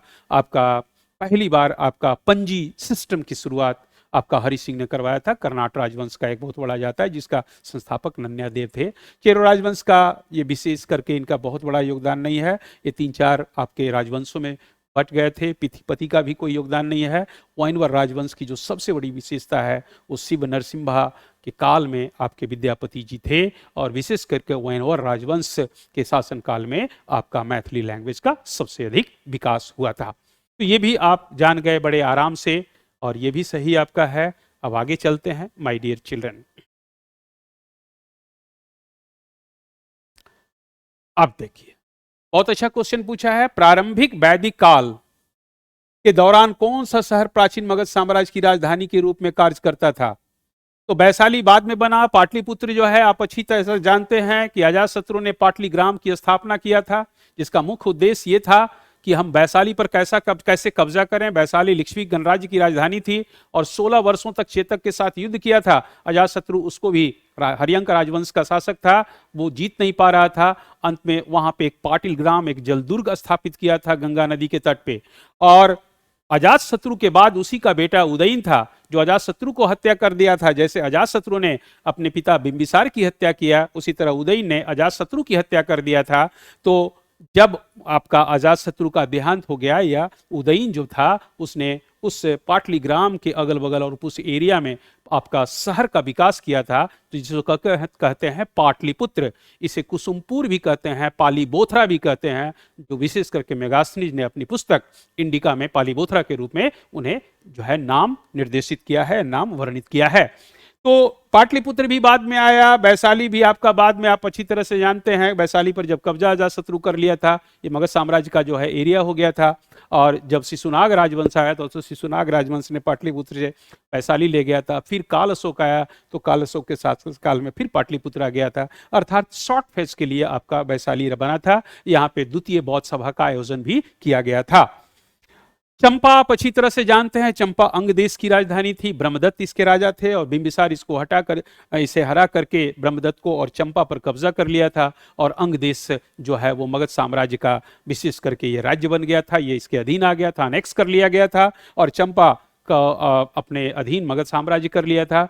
और अंग का जो है राजकुमार, या अंग का गवर्नर बिंबिसार ने अपने पुत्र अजातशत्रु को बनाया था। इसका अर्थ है कि मगध साम्राज्य का प्रारंभिक काल का जो पहला राजधानी जो था वो राजगृह था। वो कौन सा था मेरे बच्चों? राजगृह। राजगृह ये 5 पहाड़ियों के बीच में है और इसे फोर्टिफिकेशन अवंती के आक्रमण के डर से अजातशत्रु ने करवाया था। इसकी स्थापना विशेष करके बिंबिसार ने किया था। तो इस तरह से ये आपका हरियंक वंश का पहली राजधानी, मगध साम्राज्य की पहली राजधानी आपका राजगृह था। समय समय पे आपका राजधानी बदला है, पाटलिपुत्र हुआ, वैशाली हुआ, फिर पाटलिपुत्र हुआ, फिर विदिशा चला गया, फिर विदिशा अर्थात मध्य प्रदेश, और फिर मध्य प्रदेश से फिर आपका पाटलिपुत्र कन्नव राजवंश के बाद समय में आया था। तो ये भी आप समझ गए इसकी। अब आगे चलिए, देखिए क्वेश्चन पूछ रहा है वर्नाकुलर प्रेस एक्ट के बारे में निम्नलिखित कौन सा यसे कथन सही है, ये क्वेश्चन पूछ रहा है। तो पहला इसका है कि इसे लॉर्ड लीटन द्वारा अधिनियमित किया गया था। पास किसने किया था? लॉर्ड लीटन के द्वारा इसको पास करवाया गया था। तो ये आपका वर्नाकुलर प्रेस एक्ट लीटन के काल में आया था। कब आया था? 1878 में, 1878 में इसको पास किया गया था। तो इसका अर्थ है कि यह भी सही है। इसे गैगिंग अधिनियम के रूप में जाना जाने लगा, मतलब गला घोंट कानून। आपको मैं बताया हूं, अपने बच्चे को भी बताया हूं, तो इसे गला घोंट कानून भी कहते हैं, यह भी सही है। अच्छा, इस अधिनियम को लॉर्ड रिपन ने निरस्त कर दिया था। इसे लॉर्ड रिपन ने खत्म कर दिया था अपने शासनकाल में, यह भी सही है। तो इसका अर्थ है कि इसका आंसर 1, 2, 3 होगा। तो ये आपका तीनों कथन सही है। तो आपने देखा कि ये वर्नाकुलर प्रेस एक्ट से 2 क्वेश्चन पूछ दिया, लीटन से 2 क्वेश्चन पूछा है, और दोनों क्वेश्चन आप सही किए होंगे। अब चलिए,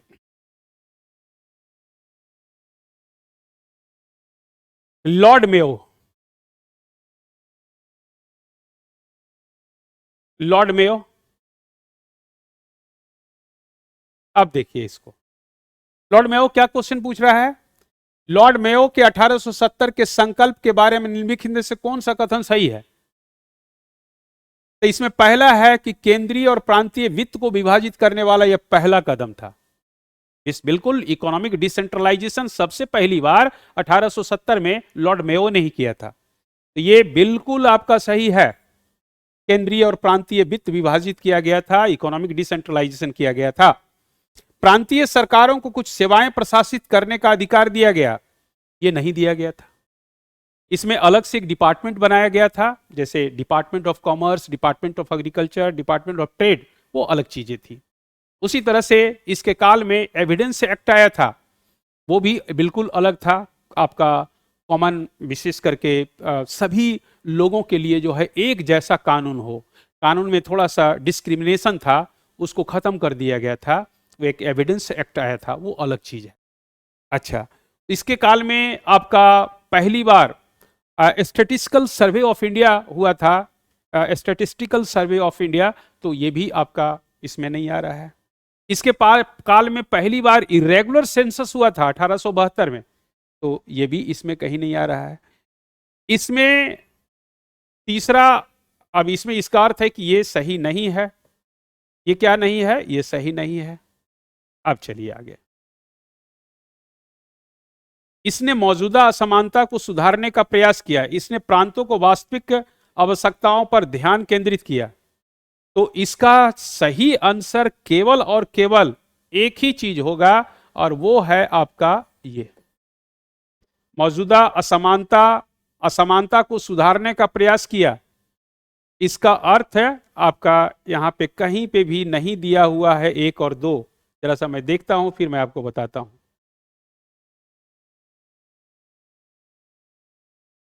नीचे दिए गए कूट को सही कीजिए। हाँ, अब जरा सा देखिए, 120, 121, 122 है।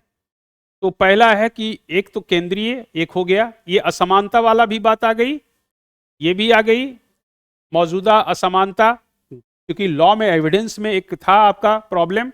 इसने प्रांतों की आवश्यकताओं पर ध्यान केंद्रित किया। तो इसमें देखिए आंसर क्या है, इसका देखिए आंसर 1, 3, 4। 1 और 2 नहीं होगा, इसका क्या होगा? 1, 3। ये तीनों बातें आ रही हैं, ये बिल्कुल सही है। पहला है केंद्रीय और प्रांतीय वित्त को विभाजित करने वाला, यह पहला कदम था। दूसरा, इसने मौजूदा असमानता, कानूनी असमानताएं थी, उसको दूर करने का कोशिश किया था, समझा ना, एविडेंस एक्ट पास किया गया था। और इसने प्रांतों की वास्तविक आवश्यकताओं को पर ध्यान केंद्रित किया था, मतलब इसका इकोनॉमिक डेवलपमेंट पर जो है ध्यान दिया था कि इकोनॉमिक जो है आपके कुछ आप टैक्स लगाइए, कुछ टैक्स को इम्पोज कीजिए, और कुछ टैक्स के माध्यम से आप अपने प्रांत को जो है चलाएं। तो इस तरह से इकोनॉमिक डिसेंट्रलाइजेशन किया गया था। तो ये बिल्कुल सही है। तो ये आपका 1 और 3 और 4 आपका इसमें सही है। तो अब क्वेश्चन का सही आंसर इसका क्या होगा मेरे बच्चों?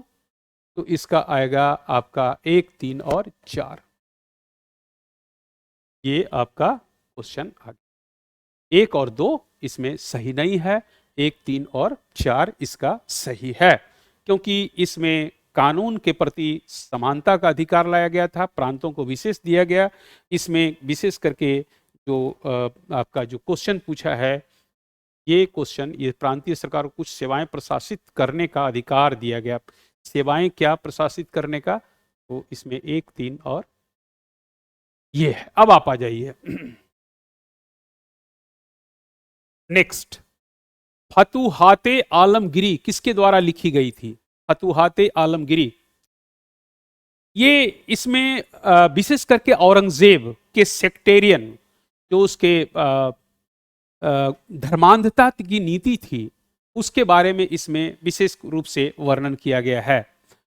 तो ये फतुहाते आलमगिरी भीमसेन नहीं लिखे हैं, हरिदास नहीं लिखे हैं, ईश्वरदास नागर ने लिखा है इसको। इसको किसने लिखा है?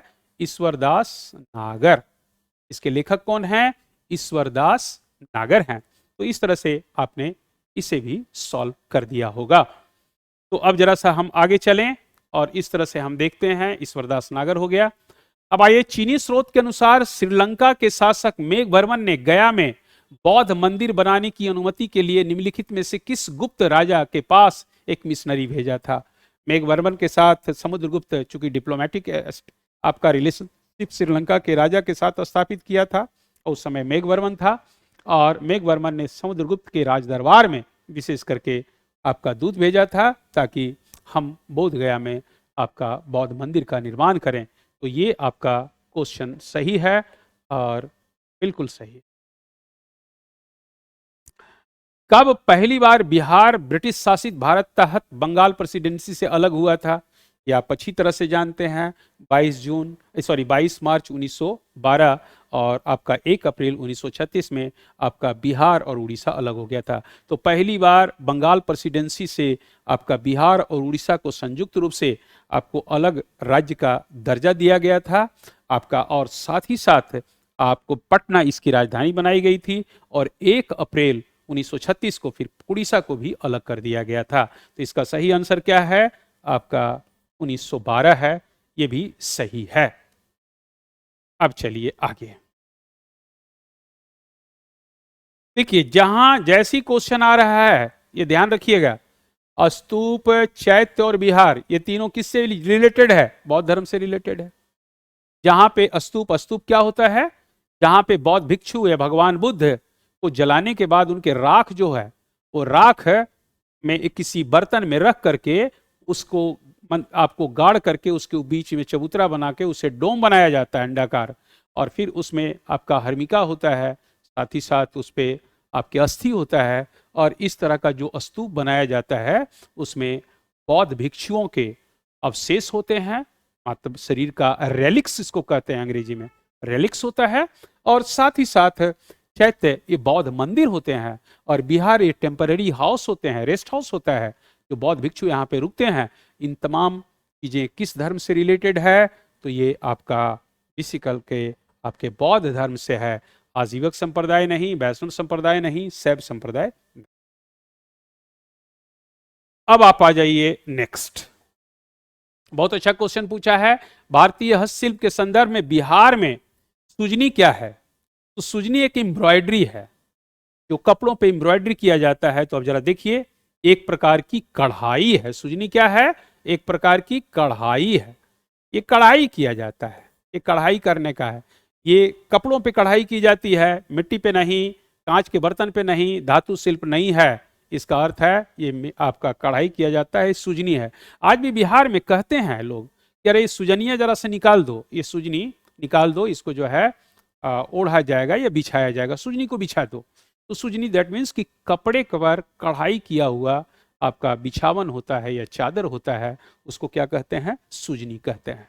तो इस तरह से ये आपका सुजनी है। बहुत अच्छा क्वेश्चन पूछा है। बिहार में विक्रमशिला विश्वविद्यालय के संबंध में निम्नलिखित कथनों पर विचार कीजिए। अब जरा सा देखिए, पहला क्वेश्चन पूछ दिया, यह बिहार के वर्तमान बांका जिले में स्थित है, बिल्कुल गलत है। दूसरा है, इसकी स्थापना पाल वंश के राजा गोपाल प्रथम ने किया था, बिल्कुल गलत है। अब आप देख लीजिए, ये क्वेश्चन जो पूछ रहा है ये भी गलत है, ये भी गलत है। बौद्ध धर्म का वज्रयान संप्रदाय यहां फला फूला, बिल्कुल सही है।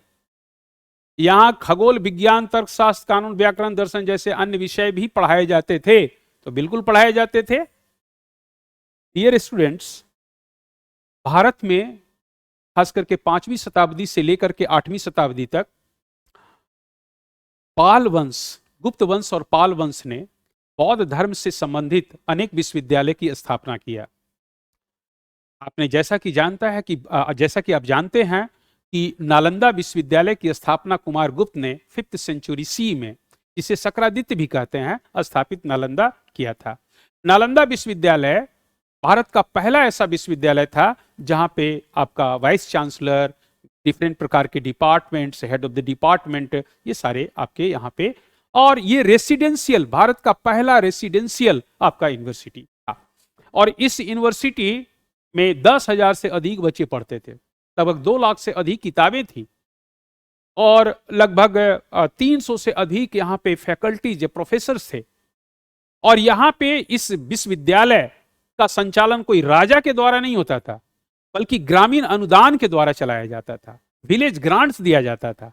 विलेज ग्रांट्स एक बार नालंदा विश्वविद्यालय को दे दिया गया, विक्रमशिला विश्वविद्यालय को दे दिया गया। अब उस ग्राम से ये टैक्स वसूल करते थे नालंदा विश्वविद्यालय के अधिकारी, और टैक्स वसूल करके अपने जो आपके रख रखाव नालंदा विश्वविद्यालय का आपकी मेंटेनेंस जो होता था उसके माध्यम से होता था। और साथ ही साथ उसे आपका वेतन या सैलरी जो भी फैकल्टी को देना है, चांसलर को देना है, स्टाफ को देना है, उसी टैक्स से होता था। तो राजा का कोई किसी प्रकार का पैट्रोनेज नहीं होता था कि राजा अपना पैट्रोनेज वापस ले लिया तो विश्वविद्यालय खत्म या स्कूल खत्म या आश्रम खत्म। ऐसा नहीं होता था, क्योंकि वो परमानेंटली उसको डोनेट कर दिया जाता था, ग्रांट दे दिया जाता था और उससे वो मेंटेन करता था। इसलिए विश्वविद्यालय बहुत कंटिन्यू रहा। तो इस विश्वविद्यालय का मुख्य विषय जो था आपका क्या था? महायान बौद्ध धर्म। महायान बौद्ध धर्म, नालंदा विश्वविद्यालय की बात बता रहा हूं। लेकिन महायान बौद्ध धर्म के अलावा वहां पे वेद भी पढ़ाए जाते थे, बौद्धिस्ट फिलॉसफी भी पढ़ाया जाता था, गणित भी पढ़ाया जाता था और भी विषय पढ़ाए जाते थे। उसी तरह से आपका जो विक्रमशिला यूनिवर्सिटी है उसको गोपाल ने स्थापित नहीं किया था। गोपाल पालवंश के संस्थापक थे और इन्होंने पहली बार बिहार शरीफ में आपका उदंतपुरी विश्वविद्यालय या बिहार की स्थापना किया था। विक्रमशिला विश्वविद्यालय 8वीं शताब्दी में पाल वंश का ही एक शक्तिशाली शासक था धर्मपाल, जिसे रोमा भी कहते हैं। धर्मपाल ने इसको स्थापित किया था और धर्मपाल ने नालंदा विश्वविद्यालय को भी 200 गांव अनुदान के रूप में उसके रख रखाव के लिए दिया था। और इसी तरह से विक्रमशिला विश्वविद्यालय में वज्रयान बौद्ध धर्म की शिक्षा दी जाती थी, जिसमें जादू टोना में विश्वास किया जाता है और खास करके इसमें तारा देवी की पूजा होती है। तो वज्रयान बौद्ध धर्म फला फूला और साथ ही साथ यहाँ खगोल विज्ञान, तर्क शास्त्र, कानून, व्याकरण आदि की भी शिक्षा दी जाती थी, क्योंकि सिर्फ वज्रयान बौद्ध धर्म की शिक्षा नहीं दी जाती थी। जैसे नालंदा यूनिवर्सिटी में आपका महायान बौद्ध धर्म आपका मेन सब्जेक्ट था, उसी तरह से आपका विक्रमशिला यूनिवर्सिटी का भी मेन सब्जेक्ट क्या था? आपका वज्रयान बौद्ध धर्म था। बट बिसाइड्स वज्रयान बौद्ध धर्म, other subjects were also taught in this university. So we can say that the 3 and 4 both are correct and first and second are not correct। तो बच्चों इसमें देखिए आपका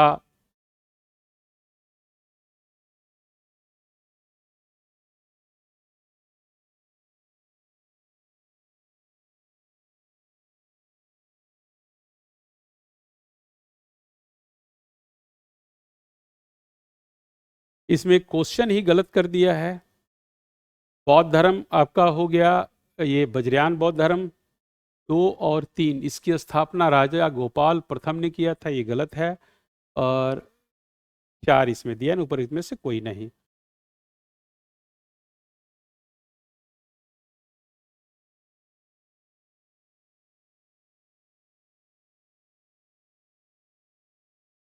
अब इसमें इन्होंने क्वेश्चन को गलत लिखा है और ये क्वेश्चन गलत है, इस पे आप चैलेंज भी कर सकते हैं। क्वेश्चन का सही आंसर होगा बौद्ध धर्म, क्योंकि पाल वंश का राजा गोपाल ने इस आपका विक्रमशिला विश्वविद्यालय की स्थापना नहीं किया था। ये ध्यान रखिएगा, ये आपका गलत है। आपका विक्रमशिला विश्वविद्यालय की स्थापना विशेष करके आपका स्थापित किया था ये क्या कहते हैं धर्मपाल ने। और यहाँ पे आपका खगोल शास्त्र है, लेकिन इसमें 1 और 4 आपका दे रहा है, 2 3 नहीं दे रहा है और 3 और 4 इसमें दिया है। अच्छा एक सेकेंड, जरा सा मैं बांका देख लेता हूँ, बांका है कहाँ? भागलपुर में पड़ता है ये।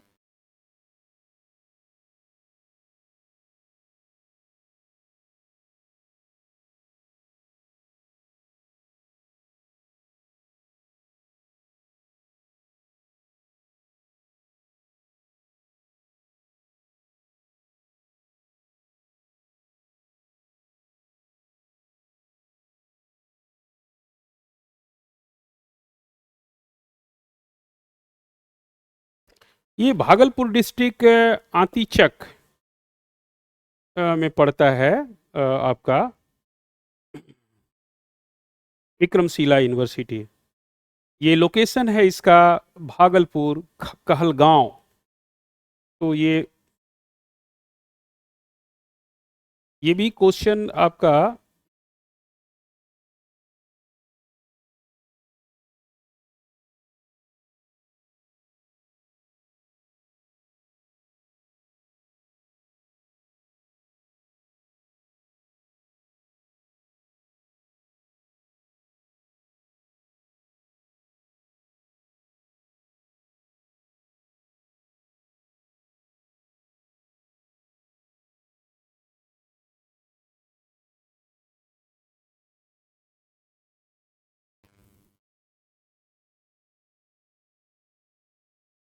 कि बांका बेसिकली आपका खादी के लिए, सिल्क के लिए प्रसिद्ध है तो ये भागलपुर में, लेकिन आपका विशेष करके भागलपुर डिस्ट्रिक्ट में ये Vikramshila university Kahalgaon, Bhagalpur district in Bihar में पड़ता है। कहलगांव के पास ये बांका यहाँ पे दिया है, और बांका तो दूसरी लिए है, इसलिए इसके बारे में यहाँ पे क्वेश्चन ये गलत कर दिया है।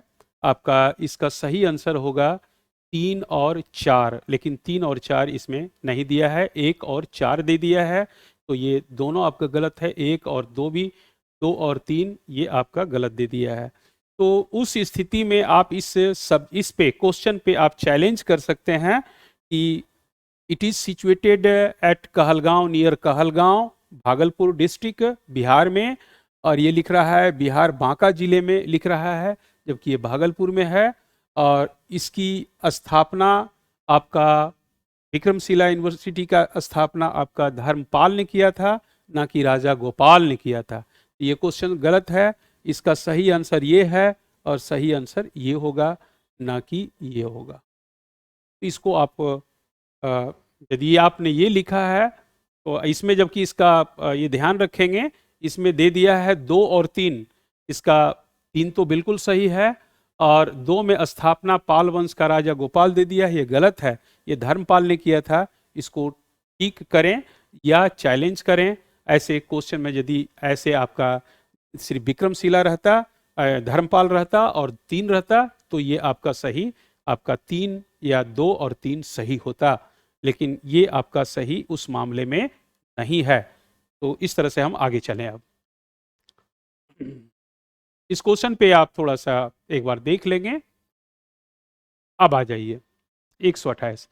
भारत में बाबर के आगमन के कारण, जरा इस पे ध्यान दीजिएगा, ये बहुत अच्छा क्वेश्चन पूछा है। देखिए, निम्नलिखित कथनों में विचार कीजिए। भारत में बाबर के आगमन के कारण उपमहाद्वीप में बारूद का आगमन हुआ। भारत में बारूद का आगमन हुआ,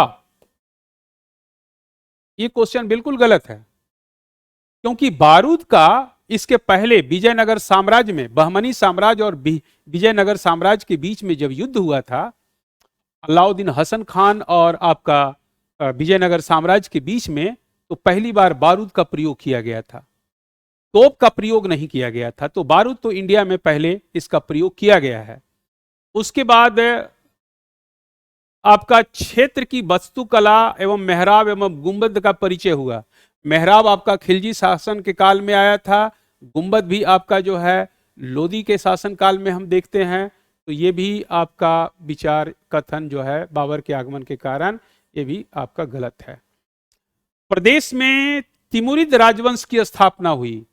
बाबर चूंकि तैमूर और चंगेज खान और तैमूर लंग के वंशज से बिलोंग करता था। माँ उसकी चंगेज खान, कुतली बानो बेगम या कुतली खातून बेगम जो थी, उनकी माँ थी, जो चंगेज खान मंगोल से बिलोंग करती थी, और उमर शेख मिर्जा उनके पिता थे, जो खास करके तैमूर लंग राज परिवार या राजवंश से बिलोंग करते थे। तो इस तरह से इन्होंने तिमुरिद राजवंश में इनका जन्म हुआ था बाबर का।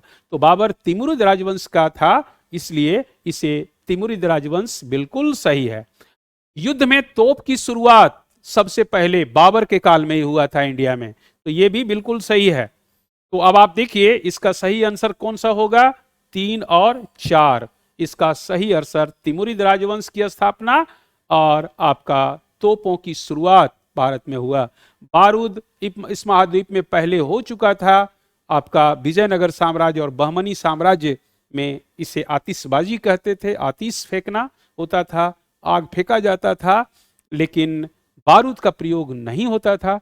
बारूद का पहली बार इंडिया में प्रयोग इसी ने किया।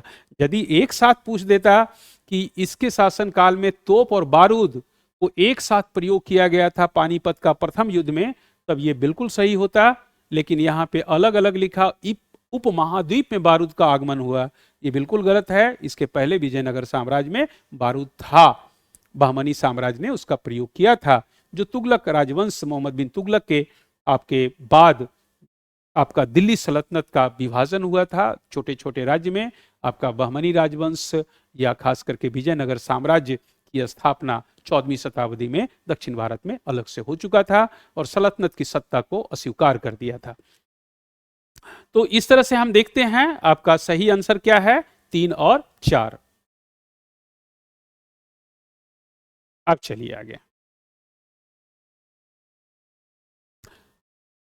129 निम्नलिखित में किस बंदरगाह को मुगल काल का बंदरगाह कहते हैं? बहुत अच्छा क्वेश्चन पूछा है। बाबुल मक्का या मक्का का द्वार।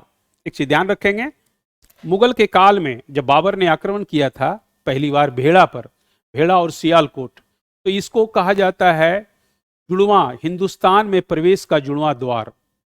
और जब मुगलों ने भारत में सत्ता स्थापित किया और जब अकबर का समय आया तो गुजरात पर कब्जा कर लिया गया और गुजरात का जो सबसे इंपॉर्टेंट सिटी था सूरत, वो मुगलों के अधीन था।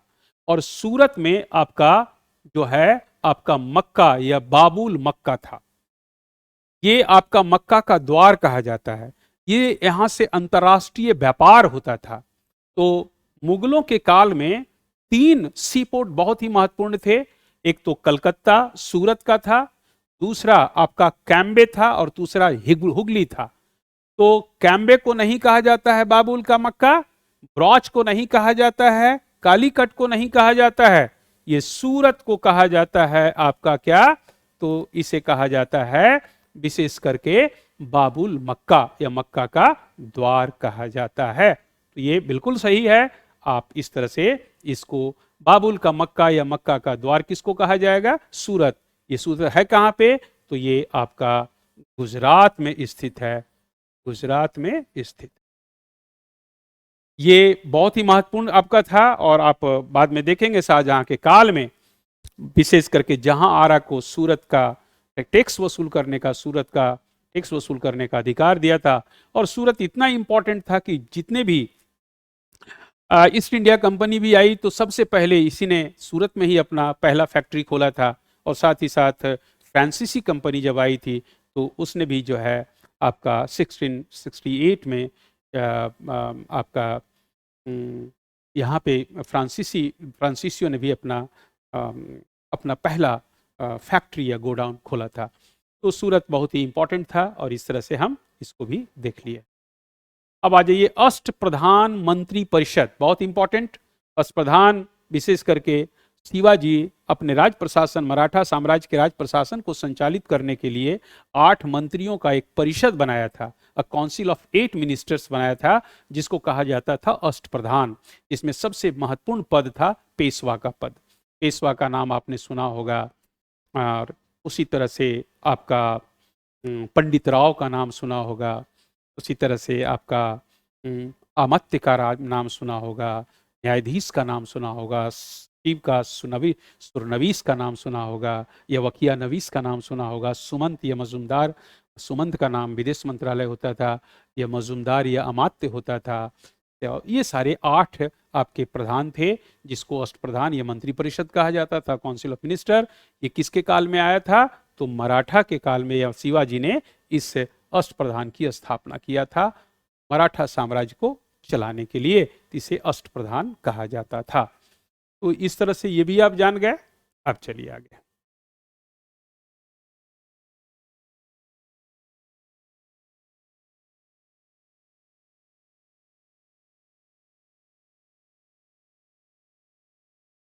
तो 130 तक है।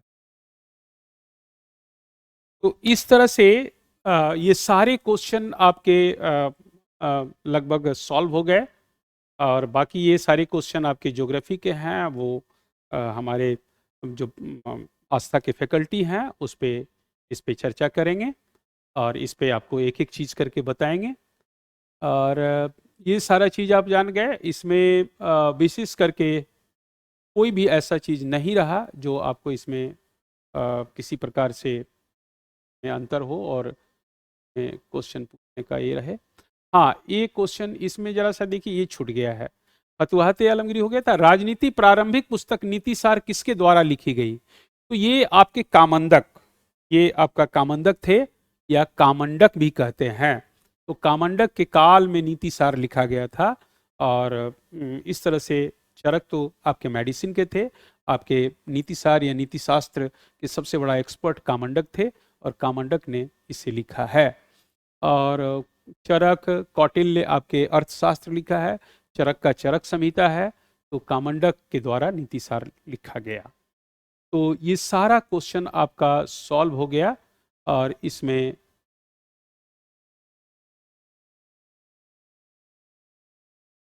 ये सारा क्वेश्चन अब आपका एक भी क्वेश्चन ऐसा नहीं है जो आपका छूटा, और इस तरह से आपने क्वेश्चन को बना दिया।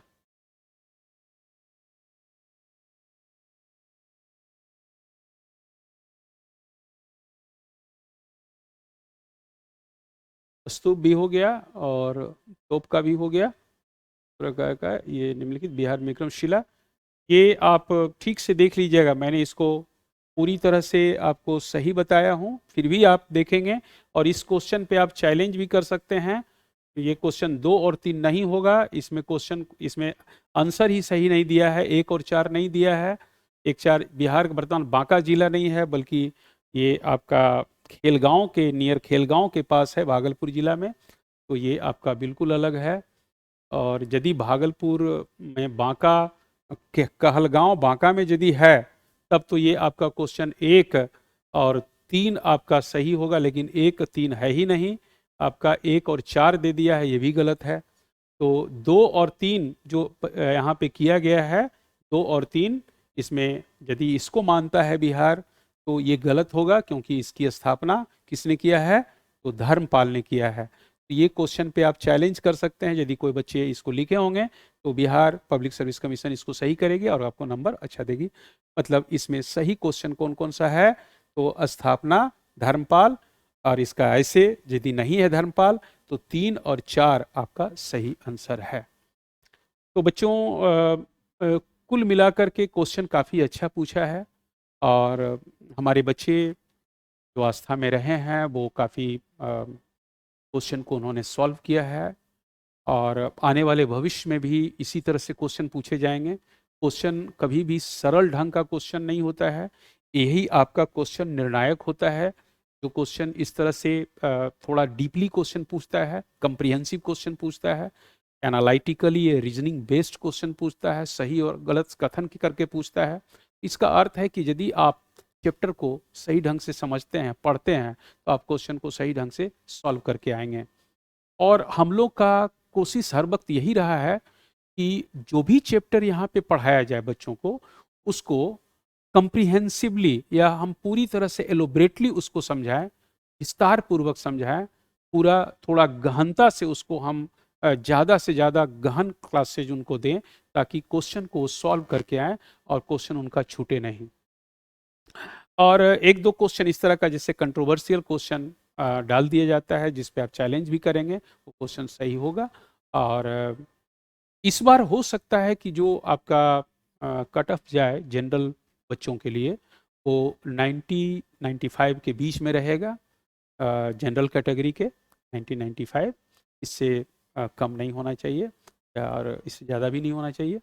तो इस तरह से 90-95 रहेगा, और बाकी आप लोग इसी तरह से तैयारी करें और हार नहीं मानें। और एक चीज़ ध्यान रखेंगे, मैं बार बार कहता हूँ कि प्रिपरेशन, हार्डवर्क और लर्निंग फ्रॉम फेल्यूर, यही 3 ऐसी चीज़ें हैं जो these are the secret to success और टू अचीव योर गोल।